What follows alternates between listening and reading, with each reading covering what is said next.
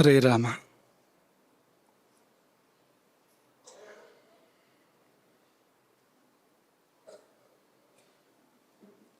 ಯತ್ರೈವ ಯತ್ರೈವ ಮನೋಮದೀಯಂ ತತ್ರೈವ ತತ್ರೈವ ತವ ಸ್ವರೂಪಂ. ಯತ್ರೈವ ಯತ್ರೈವ ಶಿರೋ ಮದೀಯಂ ತತ್ರೈವ ತತ್ರೈವ ಪದದ್ವಯಂ ತೇ. ಅನ್ನಪೂರ್ಣೆ ಸದಾಪೂರ್ಣೆ ಶಂಕರಪ್ರಾಣವಲ್ಲಭೆ ಜ್ಞಾನವೈರಾಗ್ಯ ಸಿದ್ಧ್ಯರ್ಥಂ ಭಿಕ್ಷಾಂ ದೇಹಿ ಚ ಪಾರ್ವತಿ.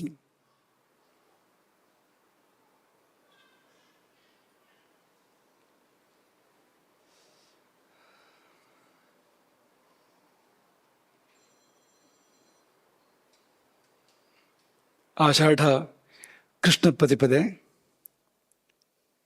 ಗುರುಪೂರ್ಣಿಮೆಯ 2ನೇ ದಿನ. ಎಂದು ಶ್ರೀ ಪರಿವಾರದವರ ಸೇವಾ ದಿನ.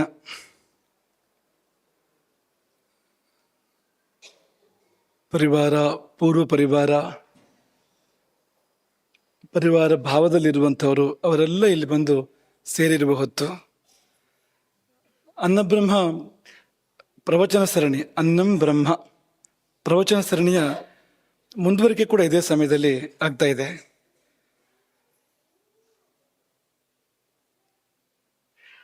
ಆತ್ಮಕ್ಕೆ ದೇಹ ಪರಿವಾರ, ಇಂದ್ರಿಯಗಳು ಪರಿವಾರ, ಮನಸ್ಸು ಪರಿವಾರ. ಹಾಗೆ ಆ ದೇಹಕ್ಕೆ ಆಹಾರ ಒಂದು ಪರಿವಾರ, ನಿದ್ದೆ ಒಂದು ಪರಿವಾರ. ಅದಿಲ್ಲದಿದ್ದರೆ ದೇಹ ಚೆನ್ನಾಗಿರ್ಲಿಕ್ಕೆ ಸಾಧ್ಯ ಇಲ್ಲ. ಇದೇ ರೀತಿಯ ಒಂದು ಅವಿನಾಭಾವ ಬಂಧ ಗುರು ಮತ್ತು ಪರಿವಾರದ ಮಧ್ಯದಲ್ಲಿ ಅಥವಾ ಪರಿವಾರ ಮತ್ತು ಸಮಾಜದ ಮಧ್ಯದಲ್ಲಿ ಇರುವಂಥದ್ದು. ಆ ನೆನಪಿನೊಂದಿಗೆ ಇವತ್ತಿನ ಈ ಒಂದು ಪ್ರವಚನದ ಕಾರ್ಯವನ್ನು ಮುಂದುವರಿಸ್ತಾ ಇದ್ದೇವೆ. ಆರೋಗ್ಯ ದೇವತೆ ಧನ್ವಂತರಿ. ಆತನಿಗೆ ಒಮ್ಮೆ ಈ ಲೋಕವನ್ನೆಲ್ಲ ಸುತ್ತಿ ನೋಡಬೇಕು, ವೈದ್ಯಶ್ರೇಷ್ಠರುಗಳನ್ನು ಭೇಟಿ ಮಾಡಬೇಕು, ಅವರು ಎಂಥವರು, ಹೇಗಿದ್ದಾರೆ ಕಲಿಯುಗದಲ್ಲಿ ಎಂಬುದನ್ನು ಗಮನಿಸಬೇಕು ಎಂದು ಅನ್ನಿಸಿತು. ಆತ ಯಾವ ರೂಪದಲ್ಲಿ ಬರಬೇಕು ಅಂತ ಆಲೋಚನೆ ಮಾಡಿ ಪಕ್ಷಿ ರೂಪದಲ್ಲಿ ಬಂದ. ಯಾಕೆಂದರೆ ಮನುಷ್ಯ ರೂಪದಲ್ಲಿ ಬಂದು ಪ್ರಶ್ನೆಗಳನ್ನು ಕೇಳಿದರೆ ವೈದ್ಯರಿಗೆ ಅವರು ಅಷ್ಟು ಸುಲಭವಾಗಿ ಅದಕ್ಕೆ ಒಳಗಾಗೋದಿಲ್ಲ. ಅವರು ಮತ್ತೆ 100 ಪ್ರಶ್ನೆಗಳನ್ನು ಕೇಳ್ತಾರೆ. ವೈದ್ಯರಿಗೆ ಪ್ರಶ್ನೆಗಳನ್ನು ಕೇಳಿ ಚೆನ್ನಾಗಿ ಅಭ್ಯಾಸ ಇರ್ತದೆ. ಹಾಗಾಗಿ ಮನುಷ್ಯ ರೂಪ ಸಾಧು ಅಲ್ಲ. ದೇವತಾ ರೂಪದಲ್ಲಂತೂ ಈ ಕಲಿಯುಗದಲ್ಲಿ ಹೋಗಿ ಎಲ್ಲರ ಮುಂದೆ ಪ್ರತ್ಯಕ್ಷ ಆಗಲಿಕ್ಕೆ ಸಾಧ್ಯವೇ ಇಲ್ಲ. ಅವರ ಕಣ್ಣಿಗೆ ಯೋಗ್ಯತೆ ಬೇಕು. ದೇವತೆಯಾಗಿ ಪ್ರಕಟ ಆಗಬೇಕು ಅಂದರೆ ನೋಡುವ ಅರ್ಹತೆ ಅವರಿಗೆ ಬೇಕಾಗ್ತದೆ. ಹಾಗಾಗಿ ಪಕ್ಷಿ ರೂಪದಲ್ಲಿ ಅಲ್ಲಲ್ಲಿ ಸಂಚಾರ ಮಾಡ್ತಾ ಮಾಡ್ತಾ ಮಾಡ್ತಾ ವೈದ್ಯರುಗಳ ಮನೆ ಎದುರು ಅಂಗಡದಲ್ಲಿ ಹೋಗಿ ಒಂದು ಧ್ವನಿ ಕೊಡ್ತಾ ಇದ್ನಂತೆ. ಆ ಧ್ವನಿ ಕೋರುಕು ಕೋರುಕು ಕೋರುಕು ಎನ್ನುವಂಥದ್ದು. ಕೇಳುವಾಗ ಪಕ್ಷಿ ಧ್ವನಿ ಇದ್ದಂತೆ ಇದೆ. ಕೋರುಕು ಕೋರುಕು ಅಂದರೆ ಕೆಲವು ಪಕ್ಷಿಗಳು ಹಾಗೆ ಧ್ವನಿ ಮಾಡ್ತವೆ ಕೂಡ, ಕೋರುಕು ಕೋರುಕು ಅನ್ನುವ ಹಾಗೆ ಧ್ವನಿ ಮಾಡ್ತವೆ ಕೂಡ. ಇಲ್ಲದ್ರೂ ಕೂಡ ಹತ್ತಿರ ಕಾಕ ಅಂತ ಅನ್ಬೋದು, ಕಾಗೆ, ಕುಹು ಕುಹು ಅನ್ಬೋದು, ಕೋಗಿಲೆ. ಇದ್ರ ಹಿಂದೆ ಮುಂದೆ ಇದೆ ನೋಡಿ ಅಂತ. ಪಕ್ಷಿ ಧ್ವನಿಗೂ ತುಂಬ ಹತ್ತಿರ ಇದೆ ಅಂತ ಆ ಶಬ್ದ ಅಂತ. ಆದರೆ ಅಕ್ಷರಗಳೆಲ್ಲ ಇದೆ, ಕೋರುಕು ಅನ್ನೋ ತರಹ ಸ್ಪಷ್ಟಾಕ್ಷರಗಳಿದೆ ಅದರಲ್ಲಿ. ಆದರೆ ಎಲ್ಲಿಯೂ ಧನ್ವಂತರಿಗೆ ಉತ್ತರ ಸಿಗಲಿಲ್ಲ ಅಂತ. ಯಾವ ವೈದ್ಯರ ಮನೆ ಮಂದಿ ಹೋಗಿ ಕೋರುಕು ಕೋರುಕು ಅನ್ನೋ ಧ್ವನಿಯನ್ನು ಕೊಟ್ಟರು ಕೂಡ ಯಾರೂ ಉತ್ತರ ಕೊಡಲಿಲ್ಲ. ಕೊನೆಗೆ ಸಿಂಧು ದೇಶದಲ್ಲಿ ವಾಸ ಮಾಡ್ತಾ ಇದ್ದಂಥ ವಾಗ್ಭಟ ಎನ್ನುವ ವೈದ್ಯಶ್ರೇಷ್ಠ ಆತನ ಮನೆಯ ಮುಂದೆ ಹೋಗಿ ಇದೇ ಧ್ವನಿಯನ್ನು 3 ಬಾರಿ ಧನ್ವಂತರಿ ಕೊಡ್ತಾನೆ. ಪಕ್ಷಿ ರೂಪದಲ್ಲಿ ಕೋರುಕು ಕೋರುಕು ಕೋರುಕು ಎಂಬುದಾಗಿ 3 ಬಾರಿ ಎನ್ನುವುದಕ್ಕೂ ಕೂಡ ಒಂದು ಅರ್ಥ ಇದೆ. ಅದಕ್ಕೆ ಒಳಗೆ ವಾಗ್ಭಟ ಚಿಕಿತ್ಸೆ ಮಾಡ್ತಾ ಇದ್ದ. ಯಾರೋ ರೋಗಿಗೆ ಏನು ಉಪಚಾರ ಏನು ಮಾಡಬೇಕು ಅದನ್ನು ಮಾಡ್ತಾ ಇದ್ದ ಸಮಯದಲ್ಲಿ ಈ ಧ್ವನಿ ಕೇಳಿಸ್ತಂತೆ. ಕೋರುಕು ಕೋರುಕು ಕೋರುಕು ಎನ್ನುವ ಧ್ವನಿ ಕೇಳಿಸ್ತು. ಆ ಧ್ವನಿ ವಾಗ್ಭಟನನ್ನು ಆಕರ್ಷಣೆ ಮಾಡ್ತು ಅಂತ. ಯಾಕೆಂದರೆ ಧ್ವನಿಯಲ್ಲಿ ಇಂಪಿತ್ತು. ಸಾಧಾರಣವಾದ ಇಂಪಲ್ಲ, ಅಸಾಧಾರಣವಾದ ಇಂಪು ಆ ಧ್ವನಿಯಲ್ಲಿತ್ತು. ಮಾತ್ರವಲ್ಲ, ದಿವ್ಯತೆ ಇತ್ತು. ಮತ್ತು ಅದು ಮಾಡ್ತಾ ಇರೋ ಧ್ವನಿಗೊಂದು ಅರ್ಥ ಇತ್ತು ಅಂತ.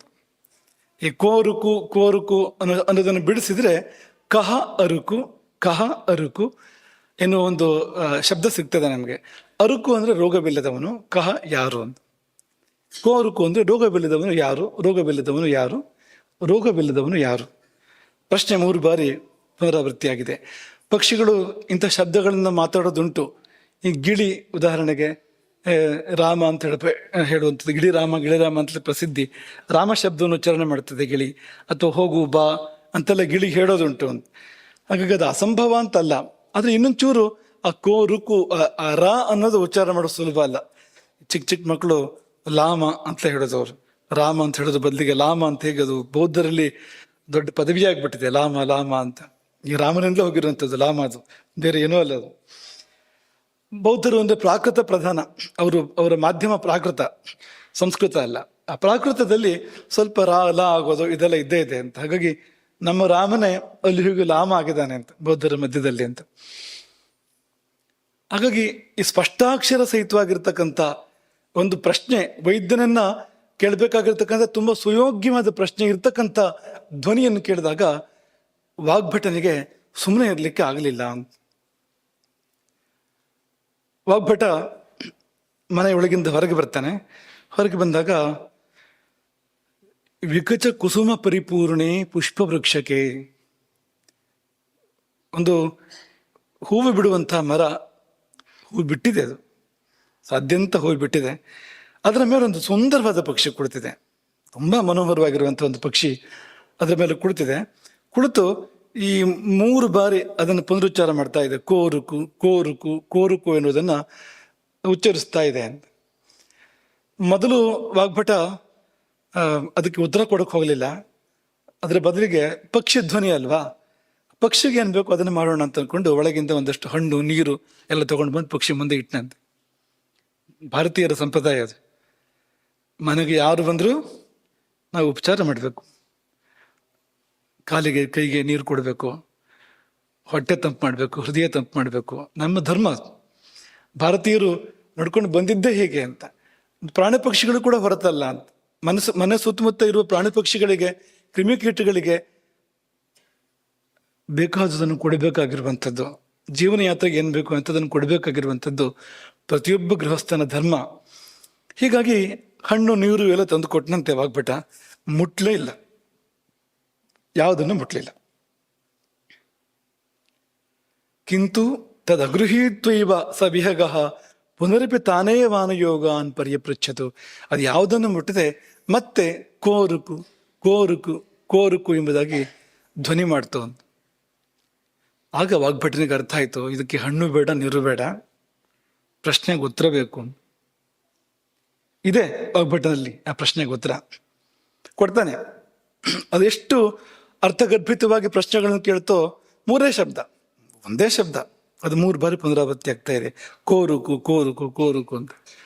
ಅದಕ್ಕೆ ಅದನ್ನು 3 ಪ್ರಶ್ನೆಯಾಗಿ ಸ್ವೀಕಾರ ಮಾಡಿ 3 ಶಬ್ದಗಳಲ್ಲಿ ಉತ್ತರ ಕೊಟ್ಟ ವಾಗ್ಭಟ. ಹಿತಭುಕು, ಮಿತಭುಕು, ಋತುಭುಕು ಅಂತಲೂ ಇದೆ, ಅಶಾಕಭುಕು ಅಂತಲೂ ಇದೆ. 3ನೇದು ಪಾಠಾಂತರ ಇದೆ. ಅಶಾಕಭುಕ್ ಅಂತಲೂ ಕೂಡ ಇದೆ. ಕೆಲವರು ಅದನ್ನು ಋತುಭುಕು ಅಂತಲೂ ಕೂಡ ಹೇಳ್ತಾರೆ. ಈ 3 ಪದಗಳ ಮೂಲಕ ಉತ್ತರ ಕೊಡ್ತಾನೆ. ಈ 3 ಪದವೋ ಅಥವಾ 3 ಲೋಕವೋ ಎನ್ನುವಂತೆ ಇದೆ. ಈ ಒಂದೊಂದು ಪದದಲ್ಲಿ ಎಷ್ಟು ಅರ್ಥವನ್ನು ಒದಗಿಸಿಟ್ಟು ಅದನ್ನು ವಾಗ್ಭಟ ಉಚ್ಚಾರ ಮಾಡಿದಾನೆ ಅಂದರೆ ಆತನ ಗ್ರಂಥದಷ್ಟೇ ಆಳ ಶಬ್ದಗಳಿಗಿದೆ ಅಂತ. ವಾಗ್ಭಟನ ಅದ್ಭುತವಾಗಿರುವಂಥ ಗ್ರಂಥಗಳು, ಅದು ಆರೋಗ್ಯ ಲೋಕದ ಬೆಳಕು ಎನ್ನುವಂಥ ಗ್ರಂಥಗಳು. ಅದಕ್ಕೆ ಸರಿಮಿಗಿಲ ಎನಿಸುವಂಥ ಅರ್ಥವನ್ನು ತುಂಬಿಕೊಂಡಿರ್ತಕ್ಕಂಥ 3 ಶಬ್ದಗಳು: ಹಿತಭುಕು, ಮಿತಭುಕು, ಅಶಾಕಭುಕು. ಪ್ರಶ್ನೆ: ಯಾರು ನೀರೋಗಿ, ಯಾರು ನೀರೋಗಿ, ಯಾರು ನೀರೋಗಿ? ಪ್ರಶ್ನೆ. ಉತ್ತರ: ಹಿತಭುಕು ನೀರೋಗಿ, ಮಿತಭುಕು ನೀರೋಗಿ, ಅಶಾಕಭುಕು ನೀರೋಗಿ. ಈ 3 ಪದಗಳು ಆಹಾರಕ್ಕೆ ಸಂಬಂಧಪಟ್ಟಿರ್ತಕ್ಕಂಥವು. ನೀವು ಗಮನಿಸ್ಬೇಕದನ್ನು. ಆರೋಗ್ಯ ಸೂತ್ರವನ್ನು 3 ಶಬ್ದದಲ್ಲಿ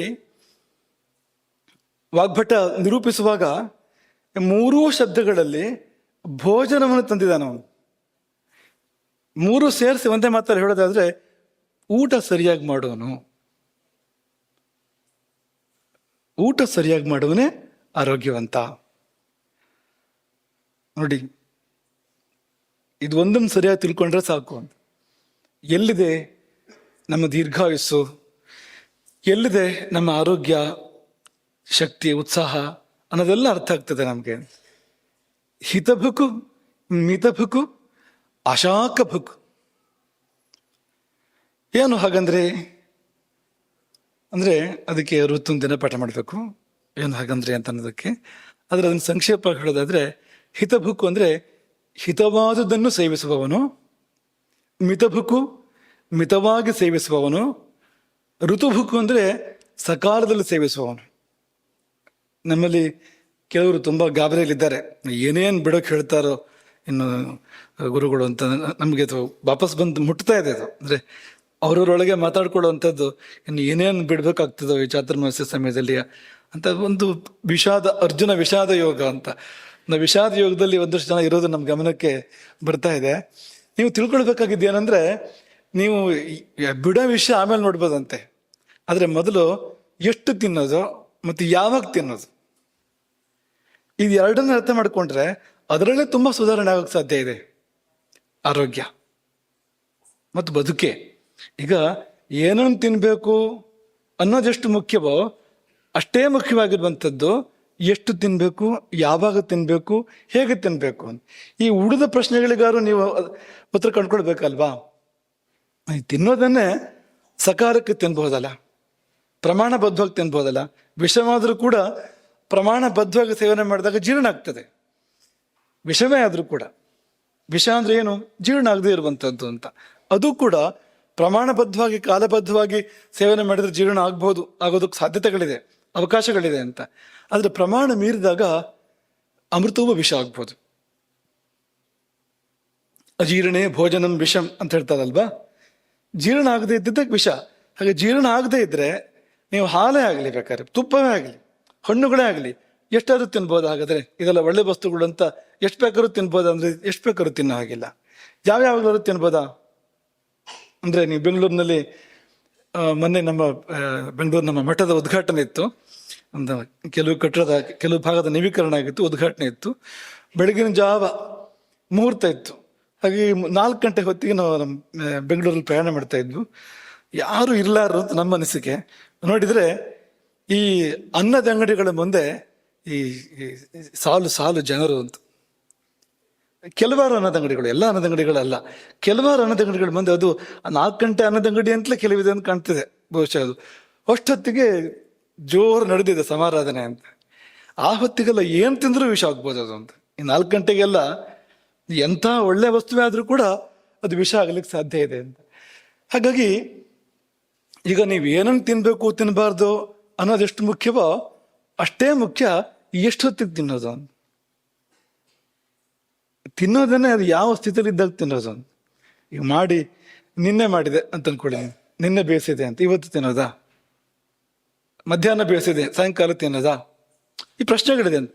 ನೀವು ತಿನ್ನೋ ವಸ್ತುವೇ, ಅದು ಯಾವಾಗ ತಿನ್ಬೇಕು, ಅದು ಯಾವ ಸ್ಥಿತಿಯಲ್ಲಿ ಇದ್ದಾಗ ತಿನ್ಬೇಕು, ಇಂಥ ಪ್ರಶ್ನೆಗಳು ಕೂಡ ಇದೆ ಅಂತ. ಹಾಗಾಗಿ ಮೊದಲು ಒಂದ್ಸಾರಿ ತಿಳ್ಕೊಂಡು ಬಿಡೋಣ ಯಾವ್ದು ಸರಿ ಯಾವ್ದು ತಪ್ಪು ಅಂತ. ಆಮೇಲೆ ನಾವು ಎಷ್ಟು ಜೀವನದಲ್ಲಿ ಅದನ್ನು ಪಾಲನೆ ಮಾಡೋಕೆ ಸಾಧ್ಯ ಇಲ್ಲದಿದ್ದಾಗ ಏನು ದಾರಿ ಅದಕ್ಕೆ ಅನ್ನೋದ್ಮೇಲೆ ಆಮೇಲೆ ಯೋಚನೆ ಮಾಡೋಣ. ಎಲ್ಲಕ್ಕೂ ಕೂಡ ಪರ್ಯಾಯ ಮಾರ್ಗಗಳಿರ್ತವೆ. ಮಾಡೋಕೆ ಸಾಧ್ಯ ಆಗದೆ ಇದ್ದಾಗ ಬದಲಿ ದಾರಿಗಳು, ಬದಲಿ ವ್ಯವಸ್ಥೆಗಳು ಇರ್ತವೆ ಪ್ರತಿಯೊಂದಕ್ಕೂ ಕೂಡ. ಹೀಗೆ ಹಿತಭುಕು, ಮಿತಭುಕು, ಋತುಭುಕು ಅಥವಾ ಅಶಾಕಭುಕು. ಇದು ಸ್ವಲ್ಪ ನಿಮ್ಗೆ ಜೀರ್ಣ ಮಾಡ್ಕೊಳ್ಳೋಕೆ ಕಷ್ಟ ಆಗುವಂಥದ್ದು. ಇದು ಈ ಅಶಾಕಭುಕು ಅಂದ್ರೆ ಅಷ್ಟಾಗಿ ತರಕಾರಿ ಸೊಪ್ಪು ತಿಂದೇ ಇದ್ದವನು. ಶಬ್ದಾರ್ಥವನ್ನು ಹೇಳಬೇಕು ಅಂದ್ರೆ ತರಕಾರಿ ಸೊಪ್ಪು ತಿಂದೇ ಇದ್ದವನು ಅಂತಲೇ ಆಗ್ತದೆ. ನಿಮ್ಗೆ ಬೇಜಾರಾಗ್ತದೆ ಅಂದ್ರೆ ಹೀಗೆ ಇಟ್ಕೊಂಡ್ಬೇಕಾದ್ರೆ ಅಷ್ಟಾಗಿ ತರಕಾರಿ ಸೊಪ್ಪು ತಿಂದೇ ಇದ್ದವನು ಅಂದ್ರೆ, ತರಕಾರಿ ಸೊಪ್ಪುಗಳು ರೋಗದ ಮೂಲ ಅಂತ ಈ ಶಬ್ದ ಇದು ನಿರೂಪಣೆ ಮಾಡ್ತಾ ಇರುವಂತದ್ದು. ಇವತ್ತು ಕಾಲಮಾನ ಹೇಗಿದೆ ಅಂದ್ರೆ, ಆರೋಗ್ಯ ಇರೋದೆಲ್ಲಿಂದ ತರಕಾರಿ ಸೊಪ್ಪಿನಲ್ಲೇ ಆರೋಗ್ಯ ಇರುವಂತದ್ದು. ಅದು ಹಸಿ ತಿನ್ಬೇಕು, ಹಸಿ ಸೊಪ್ಪು ಹಸಿ ತರಕಾರಿ ತಿಂದ್ರೆ ಆರೋಗ್ಯ ಎನ್ನುವ ಕಾಲದಲ್ಲಿ ನಾವಿದ್ದೇವೆ. ಆದ್ರೆ ವಾಗ್ಭಟ ಹೇಳಿದ್ದೇನು ಅಂದ್ರೆ ಅಶಾಕಭುಕು, ತರಕಾರಿ ಸೊಪ್ಪು ತಿನ್ನಬಾರ್ದು ಅಥವಾ ಜಾಸ್ತಿ ತಿನ್ನಬಾರ್ದು ಹೇಳಿದ್ದಿದೆ. ಇಂಥದನ್ನು ತಿನ್ನಿಂತ ಹೇಳಿದ್ದಿದೆ, ಅದನ್ನು ಮಾತ್ರ ತಿನ್ಬೇಕು ಎನ್ನುವ ಮಾತನ್ನು ಹೇಳ್ತಾ ಇರುವಂಥದ್ದು. ಇದರ ಸಂಕ್ಷೇಪ. ಒಂದು ಚೂರು ಬಿಡಿಸೋದಾದ್ರೆ, ಜಾಸ್ತಿ ಬಿಡಿಸೋದು ಅದಕ್ಕೆ ಒಂದು ಸಂದರ್ಭಗಳಿದೆ. ಹಿತಭುಕು ಅಂದ್ರೆ ಏನು? ಹಿತವಾದುದು ಯಾವುದು ಅಂದ್ರೆ ಉದ್ದಪಟ್ಟಿ ಇದೆ ಅದಕ್ಕೆ. ಹಿತವಾದುದು ಅಂದ್ರೆ ಈಗ ಮಕ್ಕಳಿಗೆ ಹಿತವಾದುದು ದೊಡ್ಡವರಿಗೆ ಹಿತವಾಗಬೇಕು ಅಂತಿಲ್ಲ, ದೊಡ್ಡವರಿಗೆ ಹಿತವಾದುದು ಮಕ್ಕಳಿಗೆ ಹಿತವಾಗಬೇಕು ಅಂತಿಲ್ಲ, ಆರೋಗ್ಯವಂತನಿಗೆ ಹಿತವಾದುದು ರೋಗಿಗೆ ಹಿತವಾಗಬೇಕು ಅಂತಿಲ್ಲ, ರೋಗಿ ತಿನ್ಬೇಕಾಗಿದ್ದು ಆರೋಗ್ಯವಂತನಿಗೆ ಅದು ಹಿತ ಅಂತಿಲ್ಲ. ಅದು ಹಿತ ಅನ್ನೋದು ಅವರವರಿಗೆ ಬೇರೆ ಬೇರೆ ಆಗ್ಬೋದು, ವ್ಯತ್ಯಾಸ ಇದೆ ಅದರಲ್ಲಿ ಅಂತ. ಹಾಗಾದ್ರೆ ಇದನ್ನು ತಿಳ್ಕೊಳ್ಳೋದು ಹೇಗೆ? ಒಟ್ಟು ಒಂದು ಸೂತ್ರ ರೂಪ ಹೇಳಿದ್ರೆ ಹೇಗೆ ಹೇಳ್ಬೋದು ಅಂದ್ರೆ, ಹಿತ ಶಬ್ದಕ್ಕೆ ಇಟ್ಟಿದ್ದು ಅನ್ನೋ ಅರ್ಥ ಇದೆ. ನಿಹಿತ, ಹಿತ, ಈ ಶಬ್ದಗಳು ಇರಿಸಿದ್ದು, ಇಟ್ಟಿದ್ದು ಅನ್ನೋ ಅರ್ಥವನ್ನು ಕೊಡ್ತವೆ. ಭಗವಂತ ನಮಗಾಗಿ ಇರಿಸಿದ್ದು ಯಾವುದು ಅದನ್ನು ತಿನ್ನು ಅಂತ. ದಯಾಮಯಿ ಭಗವಂತ ಈ ನಮಗಾಗಿಯೇ ಭಗವಂತ ಆಹಾರವನ್ನು ಇಟ್ಟಿದ್ದಾನೆ. ಇದು ನಿನಗೆ ಸಲ್ಲುವಂಥದ್ದು, ಇದನ್ನು ತಿನ್ನು, ಅದನ್ನು ತಿನ್ಬೇಕು ಅಂತ. ಹಾಗೆ ನಮ್ಮಂಥವ್ರು ಮನುಷ್ಯರು ಕೋಟಿ ಕೋಟಿ ಜನ ಇದ್ದಾರೆ, ಪ್ರಾಣಿಗಳಿದ್ದಾರೆ, ಪಕ್ಷಿ. ಹಾಗಾಗಿ ತುಂಬಾ ಆಹಾರ ಪ್ರಪಂಚ ತುಂಬಾ ದೊಡ್ಡದಿದೆ. ಅದರಲ್ಲಿ ನಿನಗಾಗಿ ಅಲ್ಲದೆ ಇರುವಂಥದ್ದು ಕೂಡ ಇದೆ, ಅದೆಲ್ಲ ತಿನ್ಬೇಡ ಅಂತ. ನಿನಗಾಗಿ ಯಾವುದಿದೆಯೋ ಅದನ್ನು ತಿನ್ನು. ಇನ್ನೊಂದು ಭಾಷೆಯಲ್ಲಿ ಹೇಳೋದಾದ್ರೆ, ಪ್ರಿಯ ಭುಕ್ ಆಗ್ಬೇಡ, ಹಿತ ಭುಕ್ ಆಗು. ಪ್ರಿಯ ಭುಕ್ ಅಂದ್ರೇನು? ಯಾವುದಿಷ್ಟು ಅದನ್ನು ತಿಂತೀನಿ ಅಂತ. ಹಿತ ಭುಕ್ ಅಂದ್ರೇನು? ಯಾವುದು ಒಳ್ಳೇದೋ ಅದನ್ನು ತಿಂತೀನಿ ಅಂತ. ಒಂದು ಒಳ್ಳೆ ಆಹಾರವೇ ನಮಗೆ ಆಗದೆ ಬಂದಿರ್ಬೋದು, ಯಾವುದೋ ಕಾರಣಕ್ಕೆ ನಮ್ಮ ಪಾಪಕರ್ಮ ಅಂತ ಅಂದ್ಕೊಳ್ಳಿ ನೀವು, ಪಾಪಕರ್ಮವೇ ಅದು. ನಿಜವಾಗಿ ಒಳ್ಳೆ ಆಹಾರ ವಸ್ತು ನಮಗದನ್ನು ಕಂಡ್ರೆ ಆಗೋದಿಲ್ಲ ಅಂತ. ಮಾಡ್ಬೇಕಾದ್ದೇನು ಅಂದ್ರೆ ಒಗ್ಗಿಸ್ಕೊಳ್ಬೇಕು, ನಾವು ಅದನ್ನ ಅಭ್ಯಾಸ ಮಾಡ್ಕೊಳ್ಬೇಕು ಅಂತ. ಯಾಕೆಂದ್ರೆ ನಮಗೇ ನಷ್ಟ. ಒಂದು ಒಳ್ಳೆ ಆಹಾರ ವಸ್ತುವು ನಮಗಾಗೆ ದೇವರು ಕೊಟ್ಟಿರುವಂಥದ್ದು ನಾವು ಸೇವನೆ ಮಾಡದೇ ಇದ್ರೆ ಯಾರಿಗ ನಷ್ಟ ಹೇಳಿದ್ದು? ನಮಗೆ ನಷ್ಟ ಅದು ಅಂತ. ಹಾಗಾಗಿ ನಮಗದು ಹಿಡಿಸದಿದ್ದರೆ ಹಿಡಿಸುವಂತೆ ಮಾಡ್ಕೊಳ್ಬೇಕು, ನಾವು ಒಗ್ಗಿಸ್ಕೊಳ್ಬೇಕು, ಅದನ್ನ ತಿನ್ಬೇಕು ಅಂತ. ಹಾಗಾಗಿ ಹಿತಭುಕ್ ಅಂದ್ರೆ ನಮಗಾಗಿ ದೇವರಿಟ್ಟಿದ್ದನ್ನು ತಿನ್ನುವಂಥವನು, ತನಗಾಗಿ ದೇವರಿಟ್ಟಿದ್ದನ್ನು ತಿನ್ನುವಂಥವನು, ಇಷ್ಟದ ಹಿಂದೆ ಓಡುವವನಲ್ಲ, ಒಳಿತನ್ನು ತಿನ್ನುವವನು. ಈಗ ಸಕ್ಕರೆ ಕಾಯಿಲೆ ಇದೆ ಅಂದ್ರೆ ಅವನಿಗೆ ಮುದ್ದಾಂ ಸಿಹಿ ಇಷ್ಟ ಆಗುತ್ತೆ. ಅವನಿಗೆ ಕೆಲವು ಸರಿ ಸಿಹಿ ಇಷ್ಟ ಆಗಿದ್ದು ಜಾಸ್ತಿಯಾಗೇ ಬರ್ಬೋದು ಅದು, ಆ ಕಾಯಿಲೆ. ಅದೇ ಕಾರಣಕ್ಕೆ ಬರಬೇಕು ಅಂತಿಲ್ಲ, ಬೇರೆ ಬೇರೆ ಕಾರಣಗಳಿಗೂ ಬರುವಂತ ಕಾಯಿಲೆ ಅದು. ಆದ್ರೆ ಅವನಿಗೆ ಇದು ಸಕ್ಕರೆ ಕಾಯಿಲೆ ಬಂದವರು ಅಂತಲ್ಲ, ಈ ಮನುಷ್ಯ ಸ್ವಭಾವವೇ ಹೀಗೆ. ಯಾವ್ದನ್ನಾದ್ರೂ ಬೇಡ ಅಂತ ಹೇಳಿದ್ರೆ ಅದೇ ಬೇಕು ಅಂತ, ಇದನ್ನ ಮಾಡಬೇಡ ಅಂತ ಹೇಳಿದ್ರೆ ಅದನ್ನೇ ಮಾಡುವ ಆಸಕ್ತಿ ಮನುಷ್ಯನಿಗೆ ಬರ್ತದೆ ಅಂತ. ಒಂದು ಕೋಣೆ ಬಾಗಿಲು ಹಾಕಿಟ್ರೆ, ನಮ್ಮ ಆಚಾರ್ಯರು ನಮ್ಗೆ ಹೇಳ್ತಾ ಇದ್ದಿದ್ದು, ಒಂದು ಕೋಣೆ ಬಾಗಿಲು ಹಾಕಿಟ್ರೆ ಭಾರಿ ಕುತೂಹಲ, ಏನಿರ್ಬೋದು ಅದರಲ್ಲಿ. ಬೀಗ ಹಾಕಿಟ್ಬಿಟ್ರೆ, ಬಾಗಿಲು ಹಾಕಿ ಒಂದು ಫಲಕ ಹಾಕಿಟ್ಬಿಟ್ಟು ಹೊರಗಡೆಗೆ, ಯಾರು ಈ ಕೋಣೆಯನ್ನು ಪ್ರವೇಶ ಮಾಡಬಾರದು ಅಂತ 10 ಸಾರಿ ಅದೇ ಯೋಚನೆ ಬರುವಂಥದ್ದು, ಏನಿರ್ಬೋದು ಕೋಣೆ ಒಳಗಡೆಗೆ ಅಂತ. ಅದೇ ಬಾಗಿಲು ತೆಗೆದಿಟ್ಟು ಒಳಗಡೆಗೆ ಚಿನ್ನ ಇಟ್ಟರು ಕೂಡ ನಮ್ಗೆ ಲಕ್ಷ್ಯಕ್ಕೆ ಬರೋದಿಲ್ಲ ಅದು ಅಂತ. ಯಾಕೆಂದ್ರೆ ಬೇಡ ಅಂದ್ರೆ ಆ ಕಡೆ ಆಸಕ್ತಿ, ಮಾಡಬೇಡ ಅಂದ್ರೆ ಅದನ್ನೇ ಮಾಡ್ಬೇಕು ಅನ್ನುವ ತವಕ ಮನುಷ್ಯನಿಗೆ ಬರುವಂಥದ್ದು ಅಂತ, ಸಹಜ ಅದು ಅಂತ. ಹಾಗಾಗಿ ಅದರ ಹಿಂದೆ ಓಡದೆ ಯಾವುದು ಹಿತವೋ ಯಾವುದು ಒಳ್ಳೆಯದೋ ಅದರ ಹಿಂದೆ ನಾವು ಹೋಗುವಂತಾಗಬೇಕು. ಅದು ಹಿತಭುಕ್ ಅನ್ನೋ ಶಬ್ದಕ್ಕೆ ಅರ್ಥ. ಮಿತಭುಕ್ ಅಂದ್ರೆ ಹಿತವಾದುದನ್ನಾದ್ರೂ ಕೂಡ ಈಗ ಮೊದಲೇ ಪ್ರಸ್ತಾಪ ಮಾಡಿದಾಗೆ ಮಿತಿಯಲ್ಲಿ ತಿನ್ನು ಅಂತ. ಮಿತಿಯಲ್ಲಿ ತಿನ್ನು ಅಂದ್ರೆ ಕಡಿಮೆ ತಿನ್ನು ಅಂತ ಅರ್ಥ ಅಲ್ಲ ಅದಕ್ಕೆ. ಮಿತಿ ಅಂದ್ರೆ ಅಳತೆ ಅಂತ. ಮಿತಭಾಷಿ ಅಂದ್ರೇನು? ಕಡಿಮೆ ಮಾತಾಡೋಣ ಅಂತ ಅರ್ಥ ಅಲ್ಲ ಅದಕ್ಕೆ. ರಾಮನಿಗೆ ಮಿತಭಾಷಿ ಅಂತ ಕರೀತಾರೆ. ಮಿತಭಾಷಿ ಅಂದ್ರೆ ಅವನು ಮಾತು ಕಡಿಮೆ ಆಡೋನು ಅಂತ ಅರ್ಥ ಅಲ್ಲ ಅದಕ್ಕೆ. ತೂಗಿ ಮಾತಾಡುವವನು ಅಂತ. ತೂಗುವಿಕೆ, ಮಾನ, ಪ್ರಮಾಣ, ಈ ಮಾಧಾತುವಿಗೆ ತೂಕ, ಅಳತೆ ಅಂತಲೇ ಅರ್ಥ ಇರುವಂಥದ್ದು. ಹಾಗಾಗಿ ತೂಗಿ ಮಾತಾಡುವವನು. ಮಾತಾಡೋಕ್ಕಿಂತ ಮುಂಚೆ ಇದು ಹೇಳಬೇಕು ಬೇಡವ, ಇದನ್ನ ಎಷ್ಟು ಹೇಳಬೇಕು, ಈ ಪದಗಳು ಬೇಕೋ ಬೇಡವೋ ಅನ್ನೋ ವಿವೇಚನೆ ಇದೆ, ಅವನು ಮಿತಭಾಷೆ. ಇನ್ನು ಮಿತಭೋಜಿ ಅಂದ್ರೂ ಕೂಡ ಹಾಗೆ ಅಂತ. ಕಡಿಮೆ ತಿನ್ನೋನು ಅಂತಲ್ಲ, ಕಡಿಮೆ ತಿನ್ನೋದು ಕೂಡ ದೋಷವೇ. ಅತ್ಯಶನ, ಹೆಚ್ಚು ಊಟ ಮಾಡೋದು ಹೇಗೆ ದೋಷವೋ, ಕಡಿಮೆ ಊಟ ಮಾಡೋದು ಕೂಡ ಹಾಗೆ ದೋಷ ಅಂತ. ಅದರಲ್ಲಿ ತೊಂದರೆಗಳಿದೆ ಅಂತ. ಎಷ್ಟು ಬೇಕೋ ಅಷ್ಟನ್ನು ಊಟ ಮಾಡೋದು ಗುಣ ಅಂತ. ಹಾಗೆ ಮಿತಭಾಷೆ ಅಂದ್ರೆ ತೂಗಿ ಉಂಡುವವನು. ಇವತ್ತಂತೂ ಇದರ ಕಾಲದಲ್ಲಿ ತೂಕ ಹೆಚ್ಚು ಕಡಿಮೆ ಮಾಡೋ ಕಾಲದಲ್ಲಿ ನಿಜವಾಗಿಯೂ ತೂಕ ಮಾಡೋಕೆ ಶುರು ಮಾಡಿಬಿಡ್ತಾರೆ ಜನಗಳು. ಎಷ್ಟು ಎಷ್ಟು ಕ್ಯಾಲರೀಸ್ ಅಂತ, ಅದು ಎಷ್ಟಿದೆ ಅಂತ ನೋಡಿಕೊಂಡೇ ಪ್ರತಿಯೊಂದು, ಅದರಲ್ಲಿ ಎಷ್ಟು ಇದರಲ್ಲಿ ಎಷ್ಟು ಅಂತ. ಆ ತರಹ ಅಲ್ಲ, ಹಾಗೆ ನೀವು ಒಂದೊಂದನ್ನು ತೂಕ ಮಾಡಬೇಕಂತ ಪ್ರಮೇಯ ಇಲ್ಲ. ಅದು ಬೇರೆ ರೀತಿಯಲ್ಲಿ ಅವರ ಪರಿಭಾಷೆ ಬೇರೆ ಇದೆ. ಅಲ್ಲಿ ಒಳ ಹೊಕ್ಕರೆ ನಿಮ್ಗೆ ಅರ್ಥ ಆಗುತ್ತೆ, ನಿಮ್ಗೆ ಗೊತ್ತಾಗತ್ತೆ. ನಿಮಗೆ ತೂಕದ ಯಂತ್ರ ಬೇಡ ಅದಕ್ಕೇನು, ತೂಕ ಮಾಡೋದಕ್ಕೆ ಅಂತ ಗೊತ್ತಾಗತ್ತೆ ನಿಮಗೆ ಅಂತ.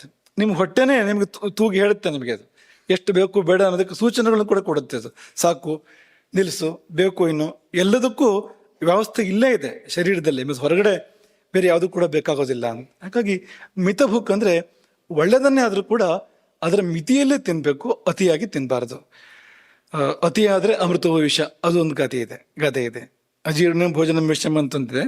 ಅತಿಯಾದರೆ ಅಮೃತವೂ ಕೂಡ ವಿಷ ಅಂತೆ. ಹಾಲನ್ನೇ ಎಷ್ಟು ಸೇವನೆ ಮಾಡ್ಬೋದು ಒಂದು ಲೆಕ್ಕ ಇದೆಯಲ್ವಾ? ದಿನಕ್ಕೊಂದು 10-20 ಲೀಟ್ರ್ ಹಾಲು ಸೇವನೆ ಮಾಡೋಕೆ ಶುರು ಮಾಡಿದರೆ ಅವನು ಬೇಗ ಕ್ಷೀರಸಾಗರಕ್ಕೆ ಹೋದ್ರೆ ಪುಣ್ಯ, ವೈಕುಂಠ ಅಲ್ಲೇ ಹೋಗ್ತಾನೋ ಎಲ್ಲೋ ಗೊತ್ತಿಲ್ಲ, ವೈತರಣಿಗೆ ಹೋದ್ರೆ ಏನು ಮಾಡೋದು ಆಮೇಲೆ ಅದರ ಬದಲು. ಹಾಗಾಗಿ ತುಪ್ಪವೇ ಆದರೂ, ಹಾಲೇ ಆದರೂ, ಹಣ್ಣೇ ಆದರೂ, ಅಥವಾ ಅಕ್ಕಿ ಆದರೂ ಕೂಡ, ಅತ್ಯಂತ ಒಳ್ಳೆಯ ವಸ್ತುವೇ ಆದರೂ ಕೂಡ ಮಿತಿ ತಪ್ಪಿದಾಗ ತೊಂದರೆ ಮಾಡುತ್ತೆ ಅದು. ಹಾಗಾಗಿ ಮಿತಭುಕ್ ಎನ್ನುವ ಮಾತು. ಅಶಾಕ ಭುಕ್ ಎನ್ನುವಾಗ ಈ ಜೀರ್ಣ ಮಾಡ್ಕೊಳ್ಳೋದಕ್ಕೆ ಕಷ್ಟ ಅಂತ ಲೆಕ್ಕ.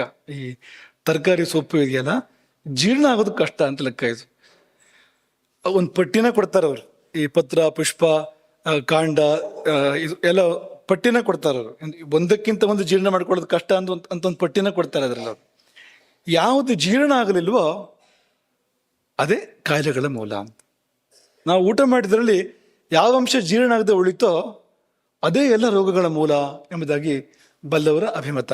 ಆಮಂಹಿ ಸರ್ವ ರೋಗಾಣಂ, ಎಲ್ಲ ರೋಗಕ್ಕೂ ಮೂಲ ಯಾವುದು ಅಂದರೆ ಆಮೆ ಅಲ್ಲ, ಆಮೆ ತಮ್ಮ ಇದು ಆಮ ಅಂತ. ಆಮೆ ಮೆಲ್ಲ ಅಲ್ವಾ? ಈ ಆಮವು ಕೂಡ ಹಾಗೆ ಇಡೀ ವ್ಯವಸ್ಥೆಯನ್ನೇ ನಿಧಾನ ಮಾಡಿಬಿಡುತ್ತೆ ಇದು ಅಂತ. ಮಾಡ್ಬೇಕಾದ್ದೆಲ್ಲ ಸಕಾಲಕ್ಕೆ ಮಾಡೋಕ್ಕಾಗದಿರೋ ಥರ ಮಾಡಿಬಿಡುತ್ತೆ ಅದು ಅಂತ. ಆಮ ಅಂತ ಕರೀತಾರೆ ಅದನ್ನ. ಆಮ ಅಂದ್ರೆ ನಾವು ತಿಂದಿದ್ರಲ್ಲಿ ಜೀರ್ಣವಾಗದೆ ಉಳಿಯುವಂಥ ಭಾಗ. ಅದೇ ಬೇರೆ ಬೇರೆ ಕಡೆ ಹೋಗಿ ತೊಂದರೆ ಮಾಡುತ್ತೆ. ರೂಪಾಂತರ ಅದೇ ರೂಪದಲ್ಲಿ ಹೋಗ್ಬೇಕು ಅಂತಿಲ್ಲ. ಅದು ನಿಮಗೆ ತಲೆನೋವಿದೆ ಅಂದ್ರೆ ಅದ್ರ ಹಿಂದೆ ಆಮ ಇದೆ ಅಂತ, ಅದು ಯಾವುದೋ ರೂಪದಲ್ಲಿ ಹೋಗಿ ಸೇರ್ಕೊಂಡಿದೆ ಅದು ಅಂತ. ಕಾಲು ನೋವಿದೆ ಅಂದ್ರೆ ಆಮ ಇದೆ ಅಲ್ಲಿ ಅಂತ. ಅಥವಾ ಇನ್ನೇನೋ ತೊಂದರೆ ಇದೆ ಅಂದ್ರೆ ಅಲ್ಲಿ ಹೋಗಿ ಸೇರ್ಕೊಂಡಿರ್ತಕ್ಕಂಥ ಆಮ ಅದು ನಮಗೆ ರೋಗವನ್ನು ಸೃಷ್ಟಿ ಮಾಡಿಕೊಡುವಂಥದ್ದು. ತರಕಾರಿ ಅದು ಜೀರ್ಣ ಮಾಡ್ಕೊಳ್ಳೋಕೆ ಕಷ್ಟ ಆಗಿದ್ರಿಂದ ಅದರಲ್ಲಿ ಕೆಲವು ದೋಷಗಳು, ಅಷ್ಟು ಒಳ್ಳೆ ಅಗ್ನಿ ಇಲ್ಲದೆ ಇದ್ರೆ ಸಮಸ್ಯೆಗಳನ್ನು ಹುಟ್ಟುಹಾಕತ್ತೆ. ಅದು ಏನೇನು ಸಮಸ್ಯೆ ಬರ್ಬೋದು ಅಂತ ಪಟ್ಟಿನ ಕೊಟ್ಟಿದ್ದಾರೆ. ಆ ಪಟ್ಟಿಯಲ್ಲಿ ಕೆಲವು ಇವತ್ತು ಕಾಣ್ತಾ ಇದೆ ಅಂತ. ಉದಾಹರಣೆಗೆ ಕೂದಲು ಬಿಳಿಯಾಗತ್ತೆ ಅಂತ ಹೇಳುತ್ತೆ. ಈಗ ತರಕಾರಿ ಬಳಸೋದ್ರಿಂದ, ತರಕಾರಿ ಸೊಪ್ಪನ್ನ ಮಿತಿ ತಪ್ಪಿ ಬಳಸೋದ್ರಿಂದ ಅಥವಾ ಹೇಳದೇ ಇದನ್ನೆಲ್ಲ ಬಳಸೋದ್ರಿಂದ ಅಕಾಲದಲ್ಲಿ ಕೂದಲು ಬಿಳಿಯಾಗತ್ತೆ. ಹಿಂದಿರ್ಲಿಲ್ಲ ಅದು. ಹಿಂದಿನ ಕಾಲದ ಜನಗಳು 70-80 ವರ್ಷಕ್ಕೆಲ್ಲ ಕಪ್ಪು ಕೂದಲು ಅವರಿಗೆ. ಈಗಲೂ ಕೆಲವರು ಅಂಥವ್ರನ್ನ ಪಳೆ ಉಳಿಕೆಗಳು ಅಂಥವ್ರನ್ನ ಕೆಲವ್ರನ್ನ ಕಾಣ್ತೇವೆ. 90 ವರ್ಷದಲ್ಲಿ ಇನ್ನೂ ಕಪ್ಪು ಕೂದಲಿದೆ ಅಂಥವ್ರನ್ನ ನೋಡಿದೆ, ನಾವೇ ನೋಡಿದ್ದೇವೆ. ಆದರೆ ಇವತ್ತು 20-30 ವರ್ಷಕ್ಕೆ ಕೂದಲೆಲ್ಲ ಬಿಳಿಯಾಗತ್ತೆ ಅಂತ. ಏನು ಕಾರಣ ಅಂದರೆ ಈ ಒಂದು ಕಾರಣ ಹೇಳ್ತಾ ಇರುವಂಥದ್ದು ಇದು ಅಂತ, ಈ ತರಕಾರಿ ಸೊಪ್ಪನ್ನು ಜಾಸ್ತಿ ಬಳಸೋದ್ರಿಂದ ಬರುವಂಥದ್ದು ಅಂತ. ಇನ್ನೊಂದು ಸಮಸ್ಯೆ ಹೇಳ್ತಾ ಇರುವಂಥದ್ದು ಕಣ್ಣಿನ ಶಕ್ತಿ ಮಂದಾಗತ್ತೆ, ಕಣ್ಣಿನ ದೋಷಗಳು ಬರುತ್ತೆ ಅದರಿಂದ. ಸರ್ವಂ ಶಾಕಂ ಅಚಾಕ್ಷುಷ್ಯಂ,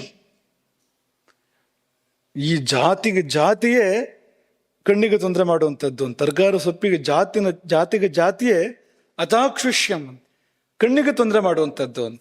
ಆದರೆ ಕಣ್ಣಿಗೆ ಒಳ್ಳೇದು ಮಾಡುವಂಥದ್ದು ಕೆಲವಿದೆ ಅದರಲ್ಲಿ. ಚಾಕ್ಷುಷ್ಯಂ ಶಾಖ ಪಂಚಕಂ ಅಂತ ಒಂದು ಪಟ್ಟಿ ಕೊಡ್ತಾರೆ. ನಿಮಗೆ ತಿನ್ನೋಕೆ ಏನೋ ಇಲ್ದೇರಾಗಿ ಮಾಡೋದಿಲ್ಲ, ಇದೆ ಕೆಲವು ತಿನ್ನುವಂಥದ್ದು. ನಾವು ನಿತ್ಯ ಬಳಸೋಕೆ ಸಾಧ್ಯತೆ ಇರುವಂಥದ್ದೇ. ಅದು ಮುಂದಕ್ಕೆ ಆ ಸಂದರ್ಭ ಬಂದಾಗ ವಿಸ್ತರಿಸೋಣ ಅದು. ಆದರೆ ಇದನ್ನು ಹೇಳಿದಾರೆ ಅವರು ಅಂತ, ಕಣ್ಣಿಗೆ ತೊಂದರೆ ಮಾಡುತ್ತೆ ಅಂತ. ಇವತ್ತು ತುಂಬ ಕಣ್ಣಿನ ದೋಷಗಳು ಕಾಣ್ತಾ ಇದೆಯಲ್ಲ. ಸಣ್ಣ ಮಕ್ಕಳು ಕನ್ನಡಕ ಹಾಕ್ತಾ ಇದ್ದಾರೆ. ಎಲ್ಲಿಂದ ಬಂತು ಅನ್ನೋದನ್ನು ವಿವೇಚನೆ ಮಾಡ್ತಾ ಇಲ್ಲ ನಾವು. ಒಟ್ಟು ತಿನ್ನು ಸೊಪ್ಪು ತಿನ್ನು, ತರಕಾರಿ ತಿನ್ನು, ಸೊಪ್ಪು ತಿನ್ನು, ತರಕಾರಿ ತಿನ್ನು. ನಮ್ಮ ಪೂರ್ವಜರು ಇಷ್ಟು ತರಕಾರಿ ತಿಂತಾ ಇರ್ಲಿಲ್ವಲ್ಲ. ತರಕಾರಿ ಅಂಗಡಿಗಳೇ ಇರಲಿಲ್ಲ ನಮ್ಮ ದೇಶದಲ್ಲಿ. ತರಕಾರಿ ಅಂಗಡಿಗಳಿಲ್ಲಿದ್ವು. ಮನೆ ಸುತ್ತಮುತ್ತ ಏನು ಬೆಳೀತಾ ಇತ್ತೋ ಅದನ್ನೇ ಊಟ ಮಾಡ್ತಾ ಇದ್ದಿದ್ದು. ಅದು ಇಡೀ ವರ್ಷದ ಎಲ್ಲ ದಿನಕ್ಕೂ ಬರುವಂಥದ್ದಲ್ಲ ಅದೆಲ್ಲ. ಆಗ ಈಗ ಬೆಳೆಸೋಕೆ ಸಾಧ್ಯ ಇರುವಂಥದ್ದು. ಹೀಗಾಗಿ ಅವರು ಕಣ್ಣು, ತಲೆ ಕೂದಲು ಎಲ್ಲ ಚೆನ್ನಾಗಿತ್ತು ಅಂತ. ಸ್ಮೃತಿ ಕಡಿಮೆ ಆಗತ್ತೆ ಅಂತ ಹೇಳಿ, ತರಕಾರಿ ಸೊಪ್ಪಿನ ಅವ್ಯವಸ್ಥಿತ ಬಳಕೆಯಿಂದ ಸ್ಮೃತಿ ಕಡಿಮೆ ಆಗತ್ತೆ ಅಂತ. ನೆನಪಿನ ಶಕ್ತಿ ಕಡಿಮೆ ಇತ್ತು. ಹಾಗಾಗಿ ನಮಗೆ ಗೂಗಲ್ ಬೇಕಾಯ್ತು, ಕ್ರೂಬು, ಕೃತ್ರಿಮ ಬುದ್ಧಿಮತ್ತೆ, ಅದನ್ನು ಕೇಳಿ ಹೇಳ್ತಾನೆ ಅಂತ ಏನಾದ್ರು ಕೇಳಿದ್ರೆ ಅಂತ, ಅದೆಲ್ಲ ಬೇಕಾಯ್ತು. ಯಾಕೆ ಕ್ಯಾಲ್ಕುಲೇಟರ್ ಯಾಕೆ ಬೇಕಾಯ್ತು? ನಮಗೆ ಸ್ಮೃತಿ ಶಕ್ತಿ ನಮ್ಮದು ಕಡಿಮೆ ಆಗ್ತಾ ಇರುವಂತದ್ದು ಅಂತ. ರಾಮಾಯಣದ ಕಾಲದಲ್ಲಿ ನೋಡಿದ್ರೆ 24,000 ಶ್ಲೋಕಗಳನ್ನ ಬಾಯಲ್ಲಿ ಹೇಳಿದ್ರು ವಾಲ್ಮೀಕಿಗಳು, ಕಿವಿಲಿ ಕೇಳ್ಕೊಂಡ್ರು ಲವಕುಶರು, ಕಲ್ತ್ಕೊಂಡ್ರು ಅಂತ. ಈಗ ಮಾಡಿ ನೋಡೋಣ, ಅದನ್ನ ಆಗೋದಿಲ್ಲ. ಯಾಕೆಂದ್ರೆ ಆಹಾರ ದೋಷಗಳು ಅಂತ. ಹಾಗೆ ಮೂಳೆ ದುರ್ಬಲ ಆಗತ್ತೆ ಅಂತ ಹೇಳುತ್ತೆ. ತರಕಾರಿಯನ್ನು ತುಂಬಾ ಬಳಸೋದ್ರಿಂದ ಮೂಳೆ ದುರ್ಬಲ ಆಗುತ್ತೆ, ತರಕಾರಿ ಸೊಪ್ಪುಗಳನ್ನ ಅಂತ ಆಗಿದೆ ಇವತ್ತು. ಸುಮ್ಮನೆ ಜಾರ್ ಬಿದ್ರು ಅಲ್ಲಿ ಮೂಳೆ ಮರೀತು ಅಂತ. ಇವತ್ತು ತುಂಬಾ ಬೇಡಿಕೆ ಇರುವಂಥದ್ದು ಮೂಳೆ ತಜ್ಞರಿಗೆ. ವೈದ್ಯ ಲೋಕದಲ್ಲಿ ಭಾರಿ ಬೇಡಿಕೆ ಇರುವಂಥದ್ದು ಮೂಳೆ ತಜ್ಞರಿಗೆ. ಯಾಕೆಂದ್ರೆ ಹೀಗಂದ್ರೆ ಮುರಿತು, ಹೀಗಂದ್ರೆ ಮುರಿತು. ಏನು ಮೂಳೆ ಬೆಣ್ಣೆಯಿಂದ ಮಾಡಿದ್ದು ಏನ್ ಕತೆ ಅಂತ. ಹಾಗಾಯ್ತಲ್ಲ ನಮ್ದು ಅಂತ. ಚಿಕ್ಕ ಚಿಕ್ಕದಕ್ಕೆಲ್ಲ ಬೀಳ್ಬೇಕು ಅಂತ ಕೂಡ ಇಲ್ಲ ಅಂತ, ತಾಗಿದ್ದಕ್ಕೆ ಮುರಿತು ಅಂತ. ಯಾಕೆ ಹೀಗಾಯ್ತು? ಕಾರಣ ಬೇಕಲ್ವಾ ಅದಕ್ಕೊಂದು. ಆದ್ರೆ ಪೂರ್ವಜರ ಉಪದೇಶ ವಚನಗಳು ಏನಿದೆ ಅಲ್ಲಿ ನಮಗೆ ದಾರಿ ತೋರುವಂತ ಇದೆ ಅಂತ. ಹಾಗಂತ ನೀವು ತರಕಾರಿಯನ್ನೇ ಬಿಟ್ಬಿಡ್ಬೇಕು, ಸೊಪ್ಪುಗಳನ್ನ ಬಿಟ್ಬಿಡ್ಬೇಕು ಅಂತಲ್ಲ ಹೇಳಿದ್ದಾರೆ ಅವರು. ಇಂತಿಂಥದನ್ನು ಸೇವಿಸಬಹುದು ಅಂತ ಹೇಳಿದ್ದಾರೆ. ಅದನ್ನು ಮಿತಿ ಎರೆತು ಸೇವನೆ ಮಾಡಿದ್ರೆ ಒಳ್ಳೇದಾಗ್ಬೋದು. ಅದನ್ನ ನೋಡೋಣ, ಆ ಸಂದರ್ಭ ಬಂದಾಗ ಅದನ್ನ ವಿಸ್ತಾರವಾಗಿ ಅದನ್ನ ಗಮನಿಸೋಣ. ಧನ್ವಂತರಿಗೆ ತುಂಬಾ ಪ್ರೀತಿ ಆಯಿತು, ಪಕ್ಷಿ ರೂಪದಲ್ಲಿ ಬಂದಿರತಕ್ಕಂಥ ಧನ್ವಂತರಿಗೆ. ಯಾಕೆಂದ್ರೆ ಸರಿಯಾದ ಉತ್ತರವನ್ನ ಒಬ್ಬ ವೈದ್ಯಶ್ರೇಷ್ಠ ಹೇಳಿದ ಅಂತ ಧನ್ವಂತರಿಗೆ ಸಂತೋಷ ಆಯಿತು. ಅನ್ನೋದ್ರಲ್ಲಿ ಏನು ಗುಟ್ಟಿದೆ ಅಂದ್ರೆ ಈ ವಿಷಯ ನಿಜ ಅಂತ. ವಾಗ್ಭಟ ಕೊಟ್ಟ ಉತ್ತರ ಸರಿ ಅಂದ್ರೆ ನಮಗೆ ಪಾಠ ಇದೆ ಅಲ್ಲಿ ಅಂತ ಅರ್ಥ, ನಾವು ತಿಳ್ಕೊಳ್ಳುವಂಥದ್ದಿದೆ ಅಂತ. ಆಶೀರ್ವಾದ ಮಾಡಿ ಧನ್ವಂತರಿ ಅದೃಶ್ಯನಾಗ್ತಾನೆ. ಆಶೀರ್ವಾದದ ಫಲವಾಗಿ ವಾಗ್ಭಟರಿಂದ ಕೃತಿಗಳು ರಚನೆಯಾದವು. ಇವತ್ತು ಕೂಡ ತುಂಬಾ ತುಂಬಾ ಒಳ್ಳೆ ವಿಚಾರಗಳು ಹೊಂದಿರತಕ್ಕಂಥ ಕೃತಿಗಳು ವಾಗ್ಭಟರಿಂದ ರಚನೆಯಾಗಿದೆ. ಅವರದ್ದೇ ಒಂದು ಮಾತಿದೆ, ನಿತ್ಯಂ ಹಿತಾಹಾರ ವಿಹಾರ ಸೇವಿ ಸಮೀಕ್ಷಕಾರಿ ವಿಷಯೇಶ್ವಸಕ್ತ ದಾತ ಸಮಃ ಸತ್ಯಪರಃ ಕ್ಷಮಾವಾನ್ ಆಪ್ತೋಪಸೇವಿ ಚ ಭವತ್ಯರೋಗ. ಯಾರು ಅರೋಗ, ರೋಗವಿಲ್ಲದವನಾಗ್ತಾನೆ, ಯಾರು ಅರೋಗ ಭವತಿ ಅಂದ್ರೆ ಹಿತಾಹಾರ ವಿಹಾರ ಸೇವಿ, ಆಹಾರ ಮತ್ತು ವಿಹಾರ, ವಿಹಾರ ಅಂದ್ರೆ ಓಡಾಟ, ಅದು ಹಿತವಾಗಿರ್ಬೇಕು ಅಂತ. ಅದು ಕೂಡ ಹಿತವಾಗಿಲ್ಲ. ಇವತ್ತು ವ್ಯಾಯಾಮ ಅನ್ನೋ ಹೆಸರು ನಾವು ಏನೇನು ಮಾಡ್ತಿದ್ದೇವೆ ಅದರಲ್ಲಿ ನಮ್ಮ ಹೃದಯ ಒಡೆಯೋಕ್ಕೆ ಕಾರಣ ಆಗ್ತಾ ಇದೆ ಅಂತ. ಮಾಡ್ತಾ ಮಾಡ್ತಾನೆ ಹೃದಯಾಘಾತದಲ್ಲಿ ಸಾಯೋರ್ನ ಕಾಣ್ತಾ ಇದೆ ನಾವು ಇವತ್ತಿನ ಆಧುನಿಕ ವ್ಯಾಯಾಮ ಪದ್ಧತಿಗಳು ಏನಿದೆ ಅದರ ಮಧ್ಯದಲ್ಲೇ ಸಾಯುವಂಥವ್ರು, ಮಾಡ್ತಾ ಇರುವಾಗಲೇ ಸಾಯುವಂಥವ್ರು ಅನೇಕರನ್ನು ಕಾಣ್ತಾ ಇದ್ದೇವೆ ನಾವು ಇವತ್ತು. ಹಾಗಾಗಿ ಆಹಾರ ವಿಹಾರಗಳು ಯಾರದ್ದು ನಿತ್ಯವೂ ಹಿತವಾಗಿವೆಯೋ ಸಮೀಕ್ಷೆಕಾರಿ ಅಂತ ಆಲೋಚನೆ ಮಾಡಿ ಮಾಡ್ತಾನೆ. ಊಟ ಮಾಡುವಾಗಲೂ ಅದ್ರ ಹಿಂದೆ ಆಲೋಚನೆ ಬೇಕು ಅಂತ, ಏನು ಉಣ್ಬೇಕು ಉಣ್ಬಾರ್ದು, ಎಷ್ಟು ಉಣ್ಬೇಕು ಉಣ್ಬಾರ್ದು ಅಂತ. ಹಾಗೆ ಪ್ರತಿಯೊಂದರಲ್ಲಿ ಕೂಡ ವಿವೇಚನೆ ಬೇಕು ಅಂತ. ಸಮೀಕ್ಷೆಕಾರಿ ವಿಷಯೇಶ್ವಸಕ್ತ, ವಿಷಯ ಲಂಪಟತೆ ಇರಬಾರದು. ಅದು ಬೇಕು ಇದು ಬೇಕು ಇನ್ನೊಂದು ಬೇಕು ಅನ್ನೋ ಹಪಹಪಿ ಇದೆಯಲ್ಲ, ಅದು ಬೇಡವಾದನ್ನು ಕೂಡ ತಿನ್ನೋ ಹಾಗೆ ಕುಡಿಯೋ ಹಾಗೆ ಅಥವಾ ಮಾಡೋ ಹಾಗೆ ಮಾಡುತ್ತೆ ಅದು ಅಂತ. ಹಾಗಾಗಿ ಅದು ಇರಬಾರ್ದು. ದಾತ ಕೊಟ್ಟು ಗೊತ್ತಿರಬೇಕು. ನೋಡಿ, ಆರೋಗ್ಯದ ವಿಷಯ ಹೇಳ್ತಾ ಇರುವಂಥದ್ದು ಯಾರು, ಒಬ್ಬ ವೈದ್ಯ ಶ್ರೇಷ್ಠ. ಆರೋಗ್ಯಕ್ಕೆ ಏನೇನು ಕಾರಣ ಆಗುತ್ತೆ ಅಂದ್ರೆ ಇದನ್ನೆಲ್ಲ ಹೇಳ್ತಾ ಇದ್ದಾನೆ ಅಂತ. ದಾತ ಸಮಃ, ವಿಷಮ ಅಲ್ಲ, ಸಮತ್ವ ಉಳ್ಳವನು. ವೈಷಮ್ಯ ಇರಬಾರ್ದು, ವೈಷಮ್ಯವೇ ರೋಗ. ನಮ್ಮೊಳಗಿನ ಧಾತುಗಳು ವಿಷಮವಾದಾಗ ರೋಗ ನಮಗೆ ಬರುವಂಥದ್ದು, ಸಮವಾದಾಗ ಆರೋಗ್ಯ ಸಿದ್ಧಿಸುವಂಥದ್ದು. ಎಲ್ಲ ವಿಷಯದಲ್ಲೂ ಕೂಡ ಸಮತ್ವ ಬೇಕು. ಅಂಥವನು ಸತ್ಯಪರಃ, ಸತ್ಯವೇ ದೊಡ್ಡದು ಎನ್ನುವಂತೆ ಬದುಕುವಂಥವನು. ಕ್ಷಮಾವಾನ್, ಸಹನಶೀಲ, ಆಪ್ತೋಪಸೇವಿ. ಇಷ್ಟೆಲ್ಲ ಆಗಿ ಕೊನೆಯಲ್ಲಿ ಹೇಳಿದ್ದೇನೆಂದ್ರೆ, ಯಾರು ಬಲ್ಲವರೋ, ಜ್ಞಾನಿಗಳೋ, ವೃದ್ಧರೋ, ಜ್ಞಾನವೃದ್ಧರು, ಅಂಥವ್ರನ್ನು ಸೇವಿಸುವಂಥವನು. ಬಲ್ಲವರ ಸಂಸರ್ಗ, ಬಲ್ಲವರ ಆಶೀರ್ವಾದ, ಪ್ರೀತಿ, ಸಲಹೆ ಯಾರಿಗೆ ಲಭ್ಯ ಇದೆ ಅಂಥವನು. ಇದೊಂದು ಬೇಕೇ ಬೇಕು. ಪುಸ್ತಕ ಇದೆ ನೋಡ್ಕೊಳ್ತೇನೆ ಅಂದರೆ ಸಾಧ್ಯ ಇಲ್ಲ. ಆ ಪುಸ್ತಕದಲ್ಲಿ ನಮಗೆ ತಪ್ಪು ತಿಳುವಳಿಕೆ ಬರ್ಬೋದು, ತಪ್ಪು ದಾರಿಯಲ್ಲಿ ಹೋಗೋ ಥರ ಆಗ್ಬೋದು. ಯಾಕೆಂದರೆ ಅಲ್ಲಿ ಇರೋದೆಲ್ಲ ನಮಗಲ್ಲ, ಪುಸ್ತಕದಲ್ಲಿ ಇರೋದೆಲ್ಲ ನಮಗೆ ಯಾವುದೊಂದು ತಿಳಿದಾರೋ ಒಬ್ರು ಬೇಕಲ್ಲ ನಮಗೆ. ಆಪ್ತೋಪಸೇವಿ ಅಷ್ಟಾಂಗ ಹೃದಯದ ರೋಗಾನುತ್ಪಾದನೆಯ ಅಧ್ಯಾಯ ಅಂತ ಒಂದು ಅದರ ಹೆಸರು. ರೋಗ ಅನುತ್ಪಾದನೆಯ ರೋಗ ಬರದೇ ಇರೋದು ಹೇಗೆ ಅಂತ ಒಂದು ಅಧ್ಯಾಯ ಇದೆ. ಅಲ್ಲಿ ಬರುವಂತ ಮಾತಿದು. ಯಾಕೆ ಈ ಮಾತುಗಳು ಅಂತಂದ್ರೆ, ಈಗ ರೋಗ ಅಂದ್ರೆ ಏನು? ಶರೀರ ಕೆಡುವಂಥದ್ದು. ಆರೋಗ್ಯ ಅಂದ್ರೆ ಏನು? ಶರೀರ ಚೆನ್ನಾಗಿರುವಂಥದ್ದು. ಶರೀರ ಕೆಡಬಾರದು, ಚೆನ್ನಾಗಿರ್ಬೇಕು. ಶರೀರ ಯಾಕೆ ಕೆಡಬಾರ್ದು ಅಂತ ಯಾರು ಕೇಳೋದಿಲ್ಲ. ಹಾಗಂತ ಗೊತ್ತಿದೆ ಅಂತಲ್ಲ ಯಾಕೆ ಕೆಡಬಾರ್ದು ಅಂತ. ಹೆಚ್ಚಿನವರಿಗೂ ಕೂಡ ಯಾಕೆ ಕೆಡಬಾರ್ದು ಅಂತ ಗೊತ್ತಿಲ್ಲ. ಶರೀರ ಇಷ್ಟೇ ಗೊತ್ತು, ಕೆಟ್ಟರೆ ಕಿರಿಕಿರಿ ಆಗತ್ತೆ ಅಷ್ಟೇ ಗೊತ್ತು. ಯಾಕೆ ಕೆಡಬಾರ್ದು ಅಂದ್ರೆ ಅದು ತುಂಬ ಅಮೂಲ್ಯವಾದುದು, ತುಂಬ ಬೆಲೆ ಬಾಳುವಂಥದ್ದು, ಬೆಲೆ ಕಟ್ಟಲಾರದುದು ಅಂತ ಅನ್ಬೋದು. ಇದಕ್ಕೆ ಇಡೀ ಬ್ರಹ್ಮಾಂಡವೂ ಕೂಡ ಬೆಲೆ ಇಲ್ಲ. ಈ ಮಾನವ ಶರೀರಕ್ಕೆ ಸಮಸ್ತ ಬ್ರಹ್ಮಾಂಡವೂ ಕೂಡ ಬೆಲೆ ಅಲ್ಲ, ಅಷ್ಟು ಬೆಲೆ ಉಳ್ಳದ್ದು. ಹಾಗಾಗಿ ಅದನ್ನು ಕೆಡಿಸ್ಕೋಬೇಡ.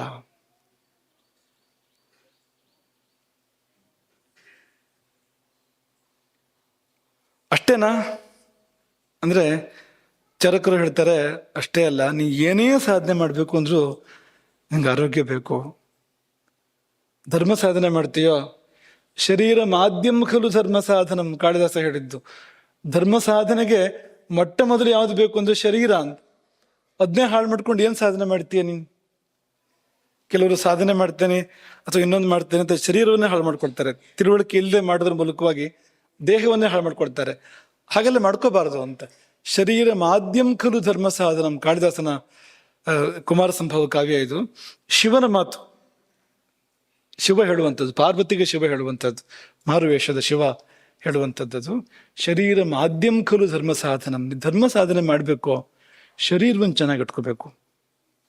ಕೂತ್ಕೋಬೇಕು. ಧರ್ಮ ಸಾಧನೆ ಮಾಡಬೇಕು ಅಂದ್ರೆ ಕೂತ್ಕೊಂಡು ಧ್ಯಾನ ಮಾಡಬೇಕು ಅಂದ್ರೆ ಕೂತ್ಕೊಳ್ಳೋಕ್ಕಾಗಬೇಕಲ್ಲ. ಬೆನ್ನು ನೋವು, ಸೊಂಟ ನೋವು ಅಂದ್ರೆ ಕೂತ್ಕೊಳ್ಳಿಕ್ಕೆ ಸಾಧ್ಯ ಆಗದಿದ್ರೆ, ಮೈಯೆಲ್ಲ ತುರುಕಿ ಅಂದ್ರೆ ಕಷ್ಟ ಆಗತ್ತೆ ನೋಡಿ. ಹೊಟ್ಟೆ ತೊಳಸಿ ಬರ್ತಾ ಇದೆ ಅಂದ್ರೆ ಕೂತ್ಕೊಳ್ಳೋಕೆ ಆಗೋದಿಲ್ಲ ಅಂತ. ಕೂತ್ಕೊಂಡ್ರು ಕೂತ್ಕೊಂಡಾಗಿರೋದಿಲ್ಲ ಅಂತ. ಹಾಗಾಗಿ ನೀವು ತಪಸ್ಸು ಮಾಡಬೇಕು ಅಂದ್ರು, ಯಜ್ಞ ಮಾಡಬೇಕು ಅಂದ್ರು, ಜಪ ಮಾಡಬೇಕು ಅಂದ್ರು ಆರೋಗ್ಯ ಬೇಕು.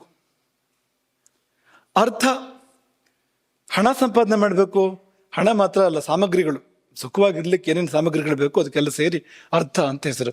ಅರ್ಥ ಅಂದ್ರೆ ಬೇರೆ ಏನಲ್ಲ, ಎಲ್ಲವೂ ಕೂಡ, ಯಾವುದೆಲ್ಲ ಸುಖ ಸಾಧನವೋ ಅದೆಲ್ಲವೂ ಕೂಡ ಅಂತ. ಆರೋಗ್ಯ ಬೇಕು. ನೀವು ದುಡಿಬೇಕು ಅಂದ್ರೆ ಆರೋಗ್ಯ ಇಲ್ಲದೆ ಏನು ದುಡಿತೀರಿ?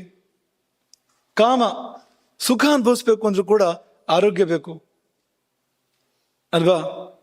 ಹೊಟ್ಟೆ ಹಾಳಾಗಿದೆ ಅಂದ್ರೆ ಚಕ್ಲಿ ತಿನ್ನೋದು ಹೇಗೆ ಅಂತ ಮತ್ತು ಹಾಳಾಗತ್ತೆ ಅದು. ಏನೇ ಸುಖ ಪಡ್ಬೇಕು ಅಂದ್ರೂ ಕೂಡ ಆರೋಗ್ಯ ಇದ್ರೆ ಸುಖ ಪಡ್ಬೋದು. ಯಾಕೆಂದ್ರೆ ಆರೋಗ್ಯ, ಅನಾರೋಗ್ಯದ ಪಕ್ಕದಲ್ಲಿ ದುಃಖ ಇದೆ. ಅನಾರೋಗ್ಯ, ದುಃಖ ಎರಡು ಒಂದು ನಾಣ್ಯದ ಎರಡು ಮುಖಗಳು.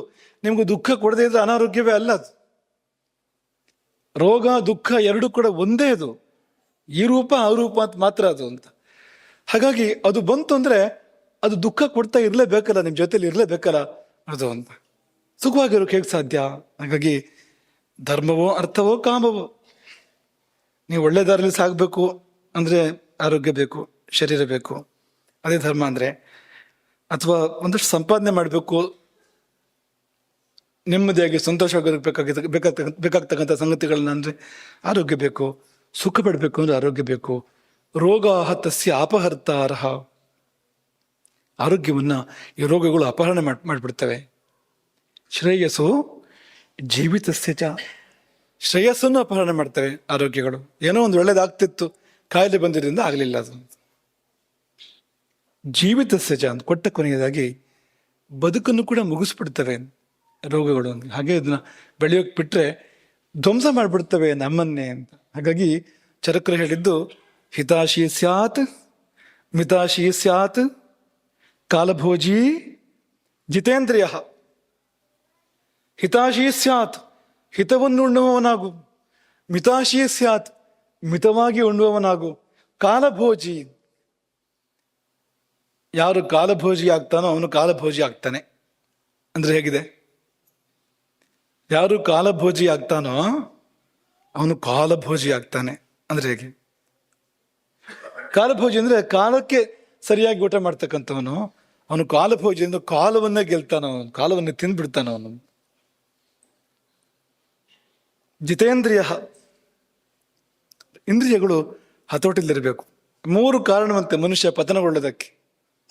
ಏನಪ್ಪಾ ಅಂದ್ರೆ ವಿಹಿತಸ್ಯ ಅನನುಷ್ಠಾನಾತ್, ಮಾಡಬೇಕಾದನ್ನ ಮಾಡದೇ ಇರೋದು. ವಿಹಿತಸ್ಯ ಅನನುಷ್ಠಾನಾತ್, ನಿಷಿದ್ಧಸ್ಯ ಚ ಸೇವನಾತ್, ಮಾಡಬಾರದೇ ಇರುವುದನ್ನು ಮಾಡುವಂಥದ್ದು. ಮಾಡಬೇಕಾದದನ್ನು ಮಾಡದೇ ಇರುವಂಥದ್ದು, ಮಾಡಬಾರದುದನ್ನು ಮಾಡುವಂಥದ್ದು. 3ನೇದು ಅನಿಗ್ರಹಾಚ ಇಂದ್ರಿಯಾಣ, ಇಂದ್ರಿಯಗಳ ಮೇಲೆ ಹತೋಟಿಯನ್ನ ಕಳ್ಕೊಡುವಂಥದ್ದು. ನಮ್ಮ ಕಣ್ಣು ನಾವು ಹೇಳಿದ್ದನ್ನು ಕೇಳೋದಿಲ್ಲ, ನಮ್ಮ ನಾಲಿಗೆ ನಾವು ಹೇಳಿದ್ದನ್ನು ಕೇಳೋದಿಲ್ಲ, ನಮ್ಮ ಚರ್ಮ ನಾವು ಹೇಳಿದ್ದನ್ನು ಕೇಳೋದಿಲ್ಲ ಅಂದ್ರೆ ನಾಶ ಆಗ್ತೀಯ ಅಂತ ಅರ್ಥ, ಬೀಳ್ತೀಯ ನೀನು. ಅನಿಗ್ರಹಾಚೇಂದ್ರಿಯಾಣ ನರಹ ಪತನ ಮೃಚ್ಛತಿ, ಪತನವನ್ನು ಹೊಂತಾನೆ. ವಿಹಿತಸ್ಯ ಅನನುಷ್ಠಾನಾತ್, ನಿಷಿದ್ಧಸ್ಯ ಚ ಸೇವನಾತ್. 3ನೇದು ಅನಿಗ್ರಹಾಚ ಇಂದ್ರಿಯಾಣ ನರಃ ಪತನ ಮೃಚ್ಛತಿ. ಹಾಗಾಗಿ ಈ 3 ಕೂಡ ಬೇಕು, ಹಾಗಿದ್ರೆ ಶರೀರ ಒಡೆಯುತ್ತೆ ಅಂತ ಶಂಕರಾಚಾರ್ಯ 2 ಮಾತನ್ನು ಎತ್ತಿ ಇವತ್ತಿನ ಇದನ್ನ ಪರಿವರ್ತನೆ ಮಾಡೋಣ. ಸಮಯ ಮುಗಿತಾ ಬಂತು. ಶಂಕರಾಚಾರ್ಯರು ಏನು ಹೇಳಿದ್ದಾರೆ ಶರೀರದ ಬಗ್ಗೆ? ನಾವೆಲ್ಲ ಶಂಕರಾಚಾರ್ಯರ ಅನುಯಾಯಿಗಳು, ಶಂಕರಾಚಾರ್ಯರ ಶಿಷ್ಯರು, ಚಿತ್ರ ಇಟ್ಕೊಂಡು ಕೈ ಮುಗಿಯೋರು ನಾವು. ಆ ಗುರು ಪರಂಪರೆಗೆ ಶರಣು ಬರುವಂಥವ್ರು. ಅವ್ರು ಹೇಳಿದ್ದನ್ನು ಕೇಳಬೇಕಲ್ಲ ನಾವು. ಶರೀರದ ಬಗ್ಗೆ ಅವ್ರೇನು ಹೇಳ್ತಾರೆ ಶಂಕರಾಚಾರ್ಯರು ಅಂದ್ರೆ, ಮಹತಾ ಪುಣ್ಯಪುಣ್ಯೇನ ಕ್ರೀತೇಯಂ ಕಾಯನವು ಸ್ತ್ವಯ. ತುಂಬಾ ದುಡ್ಡು ತೆತ್ತು ನೀನು ಈ ಶರೀರವನ್ನು ಕೊಂಡುಕೊಂಡಿದೀಯ ಅಂತ. ಈಗ ಚಿನ್ನದ ರಥ ನಮ್ಮ ಮನೇಲಿದ್ರೆ ನಾವು ಅದನ್ನ ಎಷ್ಟು ಜೋಪಾನ ನೋಡ್ಕೊಳ್ತಾ ಇದ್ವು. ಬೇಡ, ಇವತ್ತಿನ ಕಾಲದ ಭಾಷೆಯಲ್ಲಿ ಹೇಳೋಣ, ರೋಲ್ಸ್ ರಾಯ್ಸ್ ನಮ್ಮ ಮನೇಲಿದ್ರೆ ನಾವ್ ಹೇಗೆ ನೋಡ್ಕೊತಾ ಇದ್ವು ಅದನ್ನ, ಅಲ್ವಾ? ಅಂಥದ್ದೇ ಇದು ಅಂತ. ಈ ಶರೀರ ಅನ್ನೋದು ಒಂದು ವಾಹನ, ಒಂದು ನೌಕೆ. ಇದು ಇಲ್ಲಿಂದ ಅಲ್ಲಿವರೆಗೆ ಹೋಗ್ಬೋದು, ವೈಕುಂಠದವರೆಗೆ, ವೈಕುಂಠದ ಆಚೆಗೂ ಕೂಡ ಹೋಗ್ಲಿಕ್ಕೆ ಸಾಧ್ಯ ಇದೆ. ಈ ಶರೀರವೆಂಬ ವಾಹನವನ್ನ, ನೌಕೆಯನ್ನ ಬಳಸಿಕೊಂಡು. ಆದ್ರೆ ನಿನಗೆ ಬಿಟ್ಟಿ ಬರಲಿಲ್ಲ, ತುಂಬಾ ಖರ್ಚು ಮಾಡಿದೀಯ. ಏನನ್ನು ಖರ್ಚು ಮಾಡಿದ್ದು? ಯಾವ ದುಡ್ಡು ಖರ್ಚು ಮಾಡಿದ್ದು ಅಂದ್ರೆ ಪುಣ್ಯದ ಹಣವನ್ನು ತೆತ್ತು ಬಂದಿದ್ದು.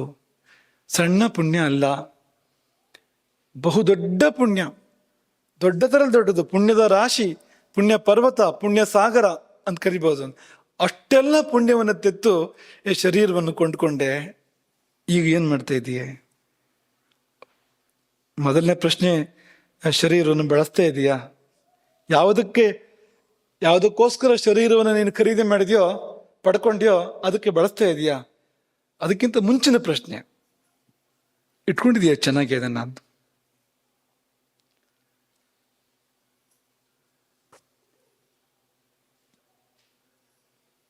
ಒಡೆದು ಹೋಗುತ್ತೆ ಅಂತ ಹೇಳ್ತಾರೆ ಶಂಕರಾಚಾರ್ಯರು. ಭಿದ್ಯತೆ, ಅದಕ್ಕಿಂತ ಮುಂಚೆ ಕಾರ್ಯ ಸಾಧನೆ ಮಾಡ್ಕೋ. ಇದು ಶಾಶ್ವತವಾಗಿರುವಂಥದ್ದಲ್ಲ. ನೀನು ಚೆನ್ನಾಗಿ ಇಟ್ಕೊಂಡ್ರೂ ಒಂದ್ ದಿವಸ ಹೋಗುತ್ತೆ. ಆ ಶರೀರ ಶಬ್ದಕರ್ತವೇ ಹೋಗುತ್ತೆ ಅಂತ, ನಾಶವಾಗುತ್ತೆ ಅಂತ. ಆ ಶಬ್ದಕರ್ತವೇ ಹಾಗೆ, ಶೀರ್ಯತೆ ಇದು ಶರೀರಂ, ಒಂದಿನ ಹೋಗುವಂಥದ್ದು. ನಮ್ಮ ಪೂರ್ವಜರು ಎಂತೆಂಥ ಶಬ್ದಗಳನ್ನು ಬಳಸಿದ್ದಾರೆ ಅಂದ್ರೆ, ಆ ಶಬ್ದ ಬಳಸುವಾಗಲೇ ಬುದ್ಧಿಗೊಂದು ತಿಳುವಳಿಕೆ ಕೊಡುವಂಥದ್ದು ಅಂತ. ಇದು ಉಳಿಯುವಂಥದ್ದಲ್ಲ ಅಂತ. ಇರೋಷ್ಟು ಕಾಲ ಇರೋಕ್ ನಾವು ಬಿಡೋದಿಲ್ಲ ಅದನ್ನ ಅಂತ. ಒಂದಷ್ಟು ಕಾಲ ಇರ್ತಿತ್ತಲ್ಲ, ಇರೋಕ್ಕೂ ಕೂಡ ನಾವು ಬಿಡೋದಿಲ್ಲ. ಅದಕ್ಕಿಂತ ಮುಂಚೆನೆ ನಾವು ಹೋಗೋಂಥ ವ್ಯವಸ್ಥೆ. ಯಮ ಒಂದು ಸಮಯ ಕೊಡ್ತಾನೆ, ಒಂದು ಅವಧಿ, ಇಷ್ಟು ಸಮಯ ಕಳೆದು ಬಾ ಅಂತ. ನಾವು ಇಲ್ಲ ಬೇಗ ಬರ್ತೇವೆ, ನಾವು ಇನ್ನು ಬೇಗ ಬರ್ತೇವೆ. ಚೆನ್ನಾಗಿರೋಕ್ ಬೇಕಾದ ಎಲ್ಲ ವ್ಯವಸ್ಥೆಯನ್ನು ದೇವರು ಕೊಟ್ಬಿಟ್ಟಿದ್ದಾನೆ. ಇಲ್ಲ, ನಾವು ಚೆನ್ನಾಗಿರೋದಿಲ್ಲ ಅಂತ. ಅವನಾದ್ರೂ ಏನ್ ಮಾಡ್ಬೇಕು? ದೇವರಾದ್ರೂ ಏನ್ ಮಾಡ್ಬೇಕು? ಹಾಗಾಗಿ ಒಡೆದು ಹೋಗುವ ಮೊದಲು ನಿನ್ನ ಕಾರ್ಯವನ್ನು ಸಾಧನೆ ಮಾಡು, ಚೆನ್ನಾಗಿ ನೋಡ್ಕೋಬೇಕು. ಯಾಕೆಂದ್ರೆ ತುಂಬಾ ತೆತ್ತು ನೀನು ಇದನ್ನ ಪಡ್ಕೊಂಡಿರುವಂಥದ್ದು ಇಂಥದ್ದು ಇನ್ನೊಂದಿಲ್ಲ. ಮೊದಲನೇದಾಗಿ ಬೇರೆ ಲೋಕಗಳಲ್ಲಿ ಇಂಥದ್ದೊಂದು ಇಲ್ವೇ ಇಲ್ವಂತೆ. ಈ ಶರೀರ ಇದೆಯಲ್ಲ, ಈ ಶರೀರದಂಥದ್ದು ಬೇರೆ ಕಡೆ ಎಲ್ಲೂ ಇಲ್ವಂತೆ. ಈಗ ನೀವು ದೇವಲೋಕಕ್ಕೆ ಹೋದ್ರೆ ಅಲ್ಲೊಂದು ಶರೀರ ಇದೆ, ದೇವ ಶರೀರ. ಆದರೆ ಅದರಿಂದ ಮೋಕ್ಷ ಸಾಧನೆ ಮಾಡೋಕ್ಕಾಗೋದಿಲ್ಲ. ವಾಪಸ್ ಇಲ್ಲಿಗೆ ಬರಲೇಬೇಕು ಒಂದಲ್ಲ ಒಂದು ದಿವಸ. ಅದಕ್ಕಿಂತ ಇದು ಶ್ರೇಷ್ಠ. ನರಕ ಶರೀರ ಇದೆ, ಇನ್ನೊಂದು ನಾರಿಕೆಗಳ ಶರೀರ ಅಂತ. ಎಂಥ ಕಷ್ಟವನ್ನು ತಡ್ಕೊಳ್ಳುವಂಥ ಶರೀರ ಅದು. ಕುದಿಯುವ ಎಣ್ಣೆಯಲ್ಲಿ ಹಾಕಿ ಬೇಯಿಸಿದ್ರು ಕೂಡ ಸಾಯೋದಿಲ್ಲ ಅಂಥದ್ದು ಅಂತ. ಆದರೆ ಅಲ್ಲಿ ನೀವು ಕಷ್ಟ ಅನುಭವಿಸ್ಬೋದು ಹೊರತು ಇನ್ನೇನೋ ಒಳ್ಳೆ ಕೆಲಸ ಮಾಡೋಕ್ಕಾಗೋದಿಲ್ಲ. ಅಲ್ಲಿ ರಾಕ್ಷಸರ ಶರೀರ ಇದೆ, ಪರ್ವತವನ್ನೇ ಪುಡಿ ಮಾಡಬಲ್ಲರು ಅವರು ಅಂತ. ಆದರೆ ಮೇಲೆ ಬರೋಕ್ಕಾಗೋದಿಲ್ಲ, ಪಾತಾಳದಿಂದ ಮೇಲೆ ಬರೋಕ್ಕಾಗೋದಿಲ್ಲ ಅವರಿಗೆ. ಒಂದು ವೇಳೆ ಮೇಲೆ ಬಂದರೂ ಅವನು ಯಾರೋ ಬಡ್ದು ಕೆಳಗಡೆ ಕಳಿಸ್ತಾರೆ. ಮತ್ತೆ ಯಾರಿಗೂ ಆಗದಿರ ದೇವರೇ ಬರ್ತಾನೆ, ಸಾಕ್ಷಾತ್ ಭಗವಂತನ ಮುಂದೆ ಹೋಗೋ ಕೆಳಗೆ. ಬಲಿಯನ್ನ ತುಳಿದು ಪಾತಾಳಕ್ಕೆ ತಳ್ಳಿದನಂತೆ. ಭಕ್ತಶ್ರೇಷ್ಠನನ್ನೇ ಭಗವಂತ, ನೀನು ರಾಕ್ಷಸ, ಆದ್ರಿಂದ ನೀನು ಇಲ್ಲಿ ಇರೋಕ್ಕಾಗೋದಿಲ್ಲ, ಸ್ವರ್ಗದಲ್ಲಿ ಇರೋಕ್ಕಾಗೋದಿಲ್ಲ, ಸುತಲಕ್ಕೆ ಹೋಗು ಅಂತ ಕಳುಹಿದ ಅಂತ ಕೇಳ್ತೇವೆ ನಾವಂತ. ಭೂಲೋಕಕ್ಕೆ ಬಂದರೆ ಭೂಲೋಕದಲ್ಲಿ ಬೇರೆ ಬೇರೆ ಪ್ರಾಣಿ ಪಕ್ಷಿಗಳೆಲ್ಲ ಇದೆ. ಹೀಗೆ ಯಾವುದೂ ಇಲ್ಲ. 2 ಕಾಲು, 2 ಕೈ, 2 ಕಣ್ಣು, ನೆಟ್ಟಗೆ ನಿಂತ್ಕೊಳ್ಳೋಂಥದ್ದು, ಪೂರ್ತಿ ಊರ್ಧ್ವಮುಖ ಅಲ್ಲಿಂದ ಇಲ್ಲಿವರೆಗೂ ಅಂತ. ಎಲ್ಲಕ್ಕಿಂತ ಮೇಲೆ ಶಿರಸ್ಸು, ಇಷ್ಟೆಲ್ಲ ಬುದ್ಧಿ, ಇನ್ನೊಂದಿಲ್ಲ ಅಂತ, ಇಂಥದ್ದು ಅಂತ. ಅವರ ಇನ್ನೊಂದು ಮಾತನ್ನು ಹೇಳ್ತಾರೆ ಶಂಕರಾಚಾರ್ಯರೇ. ಏನು ಹೇಳ್ತಾರೆ ಅಂದರೆ, ಎಲ್ಲ ಇಲ್ಲೇ ಇದೆ, ಎಲ್ಲ ಇಲ್ಲೇ ಇದೆ, ಮತ್ತೆ ಎಲ್ಲಿಗೆ ಹೋಗ್ಬೇಕು ನೀನು? ಎಲ್ಲಿಗೂ ಹೋಗ್ಬೇಕಾಗಿಲ್ಲ. ನಿನಗೆ ಏನೇನು ಬೇಕೋ ಎಲ್ಲವೂ ಇಲ್ಲೇ ಇದೆ. ಎಲ್ಲವಂದ್ರೂ ಏನೆಲ್ಲ ಅಂದ್ರೆ ಕಾಶಿ, ಗಯೆ, ಪ್ರಯಾಗ ಎಲ್ಲ ಇಲ್ಲೇ ಇದೆ ಅಂತ ಹೇಳ್ಬಿಟ್ರಲ್ಲ ಶಂಕರಾಚಾರ್ಯರು. ಈ ಶರೀರವನ್ನು ಏನೆಂದು ಕೇಳಿದ್ರು ಶಂಕರಾಚಾರ್ಯರು? ಕಾಶಿ ಕ್ಷೇತ್ರಂ ಶರೀರಂ. ಈ ಶರೀರ ಒಂದು ಕಾಶಿ ಕ್ಷೇತ್ರ ಅಂತ. ತ್ರಿಭುವನ ಜನನಿ ವ್ಯಾಪಿನಿ ಜ್ಞಾನಗಂಗಾ, ಅರಿವಿನ ಹರಿವು ಅದೇ ಗಂಗೆ. ಇಲ್ಲೊಂದು ಅರಿವಿನ ಹರಿವಿದೆ ಮನುಷ್ಯನಲ್ಲಿ. ನಾವು ಅಜ್ಞಾನಗಳಲ್ಲಿ ಕೂಡ ಬೇರೆ ಪ್ರಾಣಿಗಳಿಗಿಂತ ಜಾಸ್ತಿ ಜ್ಞಾನ ಇದೆ ಇಲ್ಲಿಯೂ ಕೂಡ ಅಂತ. ಅದೇ ಗಂಗೆ ಅಂತ. ನಿಜವಾದ ಜ್ಞಾನ, ಆತ್ಮಜ್ಞಾನ ಅದೇ ಗಂಗೆ. ಭಕ್ತ ಶ್ರದ್ಧೆಗಳೇ ಗಯೆ, ನಿಜ ಗುರು ಚರಣ ಧ್ಯಾನವೇ ಧ್ಯಾನ ಯೋಗ, ಅದೇ ಪ್ರಯಾಗ. ಒಳಗಿರುವ ಆತ್ಮ ಅದೇ ವಿಶ್ವೇಶ್ವರ ಅಂತ. ವಿಶ್ವೇಶ್ವಯಂ ತುರೀಯ ಸಕಲ ಜನಮನ ಸಾಕ್ಷಿಭೂತ ಅಂತರಾತ್ಮ. ಎಲ್ಲ ಇಲ್ಲೇ ಇದೆಯಲ್ಲ. ಬೇರೆ ಎಲ್ಲೇ ತೀರ್ಥಯಾತ್ರೆಗೆ ಹೋಗಬೇಕು, ಯಾಕೆ ತೀರ್ಥಯಾತ್ರೆಗೆ ಹೋಗ್ಬೇಕು ಅನ್ನೋದಾಗಿ ಶಂಕರಾಚಾರ್ಯರು ಪ್ರಶ್ನೆ ಮಾಡುವಾಗ ನಮಗೆ ಶರೀರದ ಬೆಲೆ ಗೊತ್ತಾಗಬೇಕು ಅಂತ. ಯದ್ ಪಿಂಡೇ ತದ್ ಬ್ರಹ್ಮಾಂಡೇ, ಯದ್ ಪಿಂಡೇ ತದ್ ಬ್ರಹ್ಮಾಂಡೇ.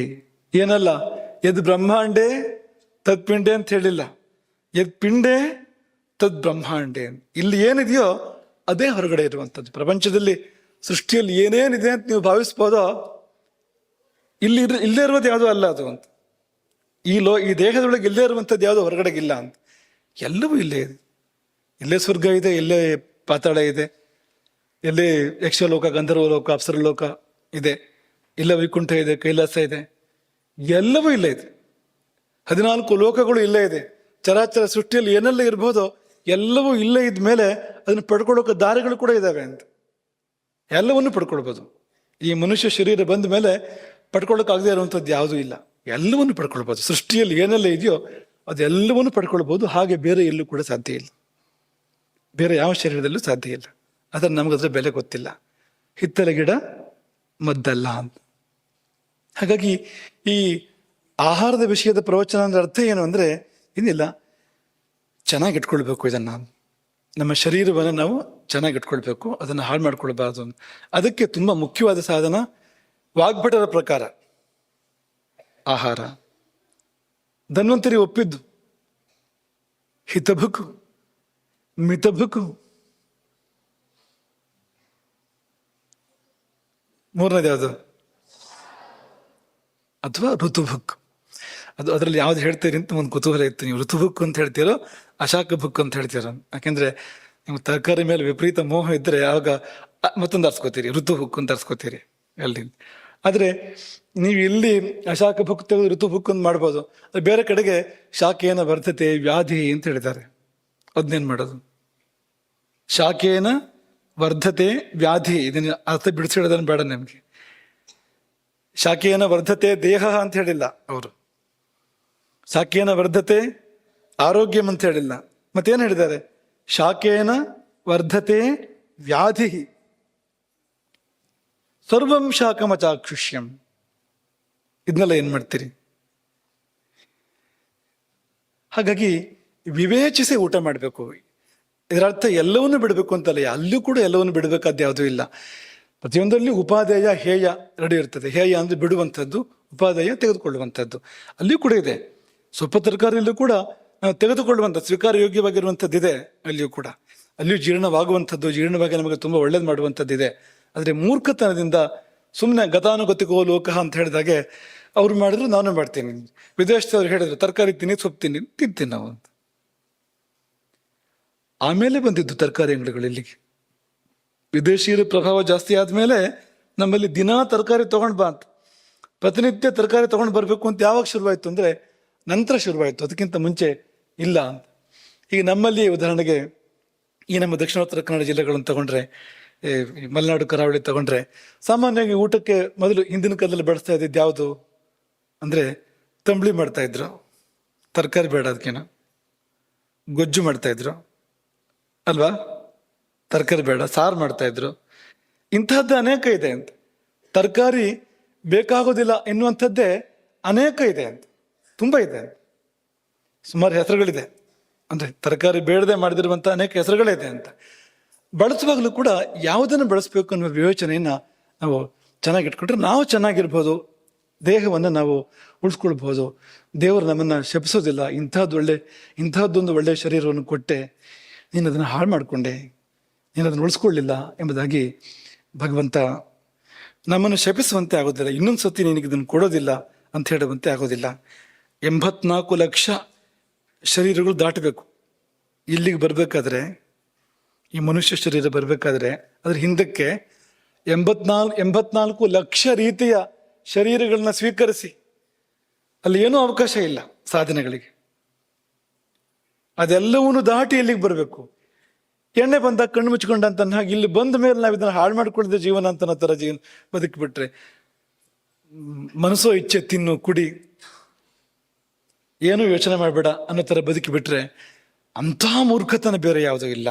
ಹಾಗಾಗಿ ಜತನ ಮಾಡಬೇಕು ಅನ್ನೋದೇ ಈ ಒಂದು ಅನ್ನಶಾಸ್ತ್ರದ ಸಂದೇಶ ಅಂತ. ದೇಹವನ್ನು ಜತನ ಮಾಡುವಂತ. ಕೊನೆಯಲ್ಲಿ ಒಂದು ಮಾತನ್ನು ಹೇಳಿ ಇದನ್ನು ಪೂರ್ತಿ ಮಾಡ್ತೇವೆ. ಇದನ್ನು ನಿನ್ನೆ ಹೇಳಿದ್ದು ಅದನ್ನೇ ಮುಂದುವರಿಸಿ ಹೇಳುವಂಥದ್ದು. ಈ ಅತಿಗಣ್ಯ ವ್ಯಕ್ತಿಗಳು ಎಲ್ಲರೂ ಒಂದು ಕಡೆ ಇದ್ದಾರೆ ಅಂತಂದರೆ ಅವ್ರನ್ನ ಹೀಗೆ ಯಾರೂ ಸೀದಾ ಹೋಗಿ ಭೇಟಿ ಮಾಡೋಕೆ ಅವಕಾಶ ಇರೋದಿಲ್ಲ ಅಲ್ವಾ. ಈಗ ಪ್ರಧಾನಮಂತ್ರಿಗಳು ನಿವಾಸದ ಒಳಗೆ ಪ್ರಧಾನಮಂತ್ರಿಗಳಿದ್ದಾರೆ ಅಂದರೆ ನಾವು ನೇರವಾಗಿ ಹೋಗಿ ಭೇಟಿ ಮಾಡ್ಬೋದು ಅವ್ರನ್ನ? ಒಳಗೆ ಹೋಗೋಕೆ ಆಗೋದಿಲ್ಲ ಅಲ್ವಾ. ಏನಿರುತ್ತೆ ಅಲ್ಲಿ? ಲೋಹ ಪರಿಶೋಧಕ ಇರುತ್ತೆ ಅಲ್ಲಿ. ಒಳಗೆ ಹೋಗುವಾಗ ಅನುಮತಿಗಳೆಲ್ಲ ಬೇಕು ಮೊದಲೇ ಹೋಗೋದಕ್ಕೆ, ಅದು ಬೇರೆ ವಿಷಯ. ಸಿಕ್ಕ ಮೇಲೆ ಕೂಡ ಲೋಹ ಪರಿಶೋಧಕ ಒಂದಿರುತ್ತೆ. ಅದಕ್ಕೆ ಆಂಗ್ಲ ಭಾಷೆಯಲ್ಲಿ ಮೆಟಲ್ ಡಿಟೆಕ್ಟರ್ ಅಂತ ಕರೀತಾರೆ ಅದನ್ನು, ಮೆಟಲ್ ಡಿಟೆಕ್ಟರ್ ಅಂತ. ಈ ಮೆಟಲ್ ಡಿಟೆಕ್ಟರ್ಗಿಂತ ಒಂದು ಮುಖ್ಯವಾದ ಮೆಂಟಲ್ ಡಿಟೆಕ್ಟರ್ ಅಂತ ಒಂದು ಬೇಕು ಅಂತ. ಈ ಬುದ್ಧಿ ಎಂಬ ಪರಿಶೋಧಕ ಅಂತ ಯಾಕೆ ಬೇಕು ಅಂದರೆ ಏನೇನು ಒಳಗೆ ಹೋಗುತ್ತೋ ನೋಡಿ ನೋಡಿ ಒಳಗೆ ಬಿಡುವಂಥ ವ್ಯವಸ್ಥೆ ಅಂತ. ಸೀದಾ ಒಳಗೆ ಹೋಗೋಗಿಲ್ಲ, ಯಾಕೆಂದ್ರೆ ಇಲ್ಲಿ ಒಳಗೆ ಅತಿಗಣ್ಯ ವ್ಯಕ್ತಿ ಇದ್ದಾನೆ. ನಾವು IP, VIP, ಆಮೇಲೆ VVIP, VVVIP, VVVVIP ಅಂತ ಹೇಳ್ತಾ ಹೋಗ್ಬೋದಲ್ವಾ. ಈಗ ನಿಮ್ದು ಎಷ್ಟು VV ಹಾಕಿರೋ ಮುಗಿಯೋದಿಲ್ಲ ಅಂತ. ಅಷ್ಟು ದೊಡ್ಡ VVVVIP ಒಳಗಡೆ ಇದ್ದಾನೆ ಆತ್ಮ, ಇಲ್ಲಿದ್ದಾನೆ. ಅಲ್ಲಿಗೆ ಏನೇನು ಹೋಗುತ್ತೋ ಅದನ್ನು ಸ್ವಲ್ಪ ನೋಡಿ ಜರಡಿ ಹಿಡಿದು ಬಿಡಬೇಕು ಬೇಡವಾ ಅಂತ. ಯಾವುದು ಒಳಗೆ ಹೋಗಿ ಒಳ್ಳೇದು ಮಾಡುತ್ತೆ ಅವನಿಗೆ, ಒಳಗಿರೋನಿಗೆ ಪಾಪ ಅವನೇನು ಮಾಡೋಕ್ಕಾಗೋದಿಲ್ಲ. ನಾವು ಕಳಿಸಿದ ಮೇಲೆ ಪಾಪ ಅವನು ಅನುಭವಿಸೋದೇ ಆಗ್ಬಿಡುತ್ತೆ ಅಂತ. ಹಾಗಾಗಿ ಒಳಗೆ ಕಳುಹಿಸ್ಬೇಕಾದ್ರೆ ಆಹಾರ ಅನ್ನೋ ಶಬ್ದಕ್ಕೆ ಅರ್ಥವೇ ಅದು ಅಂತ. ಹೊರಗಿಂದ ಒಳಗೆ ಹೋಗುವಂಥದ್ದು ಅಂತ. ಹೊರಗಿನದಾಗಿದ್ದು ಹೊರಗಿನಿಂದ ಒಳಗೆ ಹೋಗಿ ಆಮೇಲೆ ಅಲ್ಲೇ ಖಾಯಂ ನಿವಾಸಿಯಾಗಿ ನಮ್ಮೊಳಗೆ ಬೆರೆತು ಒಂದಾಗಿ ಹೋಗುವಂಥದ್ದು ಅದು ಅಂತ. ಇದನ್ನು ತುಂಬ ಜರಡಿ ಹಿಡಿದ ಕಳಿಸಿದ್ರೆ ಒಳಗೆ ಹೋಗುವನು ಭಯೋತ್ಪಾದಕ ವಿಧ್ವಂಸಕ ಆಗಿರ್ಬೋದು, ಕೊಲೆ ಪಾತಕ ಆಗಿರ್ಬೋದು. ಒಳಗೆ ಹೋಗುವನು ಹೋಗಿ ಪೂರ್ತಿ ಅಸ್ತವ್ಯಸ್ತ ಮಾಡಿದರೆ, ಹೋಗಿ ಜೀವದ ಮೇಲೆ, ಆತ್ಮದ ಮೇಲೆ ದಾಳಿ ಮಾಡಿದರೆ ಏನು ಮಾಡೋದು? ಆಮೇಲೆ ಒಳಗೆ ಅದ್ಭುತವಾದ ಒಂದು ವ್ಯವಸ್ಥೆ ಇದೆ, ಕಾಲಿಂದ ತಲೆವರೆಗೆ, ತಲೆಯಿಂದ ಕಾಲಿವರೆಗೆ ಅತ್ಯದ್ಭುತವಾಗಿರುವಂಥ ವ್ಯವಸ್ಥೆ ಇದೆ. ಎಲ್ಲ ಒಂದು ಕಡೆಯಿಂದ ಹಾಳು ಮಾಡ್ತಾ ಹೋದ್ರೆ ಏನು ಮಾಡೋದು ಅಂಥವನು ಒಳಗಡೆ ಹೋದ್ರೆ ಅಂತ. ಹಾಗೆ ಜರಡಿಗೆ ಶಾಸ್ತ್ರ ಅಂತ ಹೆಸರು. ಒಳಗೆ ಹೋಗುವುದಕ್ಕೊಂದು ಹಿಡಿಯುವ ಜರಡಿ ಇದೆಯಲ್ಲ, ಆ ಜರಡಿಗೆ ಶಾಸ್ತ್ರ ಅಂತ ಹೆಸರು. ಅದು ಆಹಾರದ ಬಗ್ಗೆ ಬಂತು ಅಂದರೆ ಆಯುರ್ವೇದ ಶಾಸ್ತ್ರ ಮುಖ್ಯವಾಗಿ, ಬೇರೆ ಶಾಸ್ತ್ರಗಳು ಇದೆ, ಧರ್ಮಶಾಸ್ತ್ರ ತುಂಬ ಇದೆ ಅಲ್ಲಿಯೂ ಕೂಡ ಆಹಾರದ ಬಗ್ಗೆ. ಯೋಗಶಾಸ್ತ್ರ, ಅವರು ಯೋಗಿ ಪಥ್ಯ ಅಂತಲೇ ಹೇಳ್ತಾರೆ, ಇಂತಿದ್ದನ್ನು ತಿನ್ಬೇಕು ತಿನ್ನಬಾರ್ದು ಅಂತ ಮೊದಲು ಹೇಳ್ಕೊಡ್ತಾರೆ ಅವರು. ಹಾಗಾಗಿ ಈ ಶಾಸ್ತ್ರಗಳಲ್ಲೆಲ್ಲ ಅದು ಇದೆ ಅನ್ನೋದನ್ನು ನೆನಪು ಮಾಡ್ಕೊಳ್ಳೋಣ. ಉಳಿದಿದ್ದನ್ನು ನಾಳೆ ಇದನ್ನು ಮುಂದುವರಿಸೋಣ. ಶರೀರದ ಬಗ್ಗೆ ಒಂದಷ್ಟು ಶರೀರದ ಬಗ್ಗೆ ವಿಶ್ಲೇಷಣೆಗಳನ್ನು ಮಾಡೋಣ. ಶರೀರದ ಪರ್ಯಾಯ ಪದಗಳು, ಶರೀರ ಅಂದರೆ ಏನು, ಏನಿದೆ ಇಲ್ಲಿ, ಏನಿಲ್ಲ ಅನ್ನೋದನ್ನು ಸಂಕ್ಷೇಪವಾಗಿ, ಯಾಕೆಂದರೆ ಸಿಕ್ಕಾಪಟ್ಟೆ ವಿಷಯಗಳಿದೆ. ದೇಹ ಅಂದರೆ ಒಂದು ಬ್ರಹ್ಮಾಂಡ ಅಂತ. ಇನ್ನು ಸರಿ ಹೇಳಿ, ನಾವು ಹೇಳಿದನ ಜೋರ ಹೇಳಿ ಅಷ್ಟೇ. ಯತ್ ಪಿಂಡೆ ತದ್ ಬ್ರಹ್ಮಾಂಡೆ, ಚೆನ್ನಾಗಿ ನೆನಪಿರ್ಬೇಕು ಅದು. ಯತ್ ಪಿಂಡೆ ತದ್ ಬ್ರಹ್ಮಾಂಡೆ, ಬ್ರಹ್ಮಾಂಡದಲ್ಲಿ ಏನೆಲ್ಲ ಇದೆಯೋ ಅದೆಲ್ಲ ಇಲ್ಲಿ ಇರುವಂಥದ್ದೇ, ಇಲ್ಲಿ ಇರುವುದೇ ಅಲ್ಲಿ ಇರುವಂಥದ್ದು ಅಂತ. ಹಾಗಾಗಿ ನಿಮ್ಗೆ ಏನು ಬೇಕಾದ್ರೂ ಪಡ್ಕೋಬೋದು ಅಂತ. ಬ್ರಹ್ಮಾಂಡದಲ್ಲಿ ಏನೆಲ್ಲ ಇದೆಯೋ ಅದೆಲ್ಲವನ್ನು ಪಡ್ಕೋಬೋದು ಅಂತ. ಅದ್ರ ಬಗ್ಗೆ ಕೆಲವು ಅಂಶಗಳನ್ನು ತಿಳ್ಕೊಂಡು ಆಮೇಲೆ ಮತ್ತೆ ಆಹಾರದ ಬಗ್ಗೆ ಮುಂದುವರಿಯೋಣ. ಆಹಾರ ಅಂದರೆ ಏನು, ಎತ್ತ, ಹೇಗೆ, ಏನು ಸರಿ, ಏನು ತಪ್ಪು ಅನ್ನೋದನ್ನು ತಿಳ್ಕೊಳ್ಳೋದಕ್ಕೆ ಮತ್ತೆ ಮುಂದುವರಿಯೋಣ. ಇದೆಲ್ಲ ಬೇಕು, ಇದು ಪೀಠಕ್ಕೆ. ಇದು ಪೀಠ ಇಲ್ಲದೆ ಪಾಠ ಇಲ್ಲ. ಪಾಠಕ್ಕೆ ಮೊದಲು ಪೀಠ ಬೇಕು, ಪೀಠಿಕೆಯೂ ಬೇಕು. ನಮ್ಮ ಆಚಾರ್ಯರು ನಮಗೆ ಹೇಳ್ತಾ ಇದ್ದದ್ದು ಅಂತ, ಪಾಠಕ್ಕೊಂದು ಪೀಠ ಬೇಕು ಅಂತ. ಅಂದರೆ ಪೀಠಿಕೆ ಬೇಕು ಅಂತ, ಯಾವುದ್ರ ಮೇಲೆ ಪಾಠ ಕೂರುವಂಥದ್ದು. ಇದ್ದಕ್ಕಿದ್ದಾಗ ನೀವು ಆಹಾರದ ಬಗ್ಗೆ ಹೇಳ್ತೀನಿ ಅಂತ ಹೇಳಿದ್ರೆ ನೇರ ಶುರು ಮಾಡಿ, ನೀವು ಅಕ್ಕಿ ತಿನ್ಬೇಕಾ ಬೇಡವಾ? ಹಾಗಲ್ಲ ಅಲ್ಲ, ಮೊದಲು ಅದು ಯಾಕೆ ಏನು ಎತ್ತ ಅಂತ ತಿಳ್ಕೊಂಡ ಮೇಲೆ ಪೀಠಿಕೆ ಆದ್ಮೇಲೆ ಶುರು ಮಾಡುವಂಥದ್ದು. ಈಗ ಸಂಗೀತಗಾರರು ಹಾಡುವಾಗ ಇದ್ದಕ್ಕಿದ್ದಾಗ ಎಲ್ಲಿಂದ ಎಲ್ಲಿಗೆ ಹೋಗಿ ಹಾಡ್ಬಿಡೋದಿಲ್ಲ, ಪೀಠಿಕೆ ಇರುತ್ತೆ ಅದಕ್ಕೊಂದು. ಅದೆಲ್ಲ ಆದ್ಮೇಲೆ ನಿಧಾನಕ್ಕೆ ಬರ್ತಾರೆ, ಸ್ವಲ್ಪ ಸ್ವಲ್ಪನೇ ಉಪಕ್ರಮ ಮಾಡಿ ಮಾಡಿ ಮಾಡಿ ಆಮೇಲೆ ಎಲ್ಲಿ ಹೋಗ್ಬೇಕು, ಯಾವ ಘಟ್ಟಕ್ಕೆ ಹೋಗ್ಬೇಕು ಆ ಘಟ್ಟಕ್ಕೆ ತಲುಪ್ತಾರೆ. ಶುರು ಮಾಡ್ಬೇಕಾದ್ರೆ ಮೇಲಿನ ಸಾದಲ್ಲಿಯೋ ಪಾದಲ್ಲಿಯೋ ಶುರು ಮಾಡ್ತಾರೆ. ಶುರು ಮಾಡ್ಬೇಕಾದ್ರೆ ಬೆಳಗಿನ ಜಾವ 4 ಗಂಟೆಗೆ ಸಂಗೀತ ಅಭ್ಯಾಸ ಮಾಡ್ಬೇಕಾದ್ರೆ ಅಲ್ಲಿಂದ ಶುರು ಮಾಡ್ತಾರೆ ಅವರು. ಒಂದು ಇಲ್ಲ, ಹಾಗೆಲ್ಲ ಅಲ್ಲ ಅಂತ. ಹಾಗೆ ಪಾಠಕ್ಕೊಂದು ಪೀಠ ಅನ್ನೋ ಥರ ಈ ಪೀಠಿಕೆಯನ್ನು ಇಟ್ಕೊಳ್ಳಿ. ನಾಳೆ ಮುಂದುವರಿಸೋಣ. ಈಗ ಊಟ ಮುಂದುವರಿಸಿ. ಹರೇ ರಾಮ್.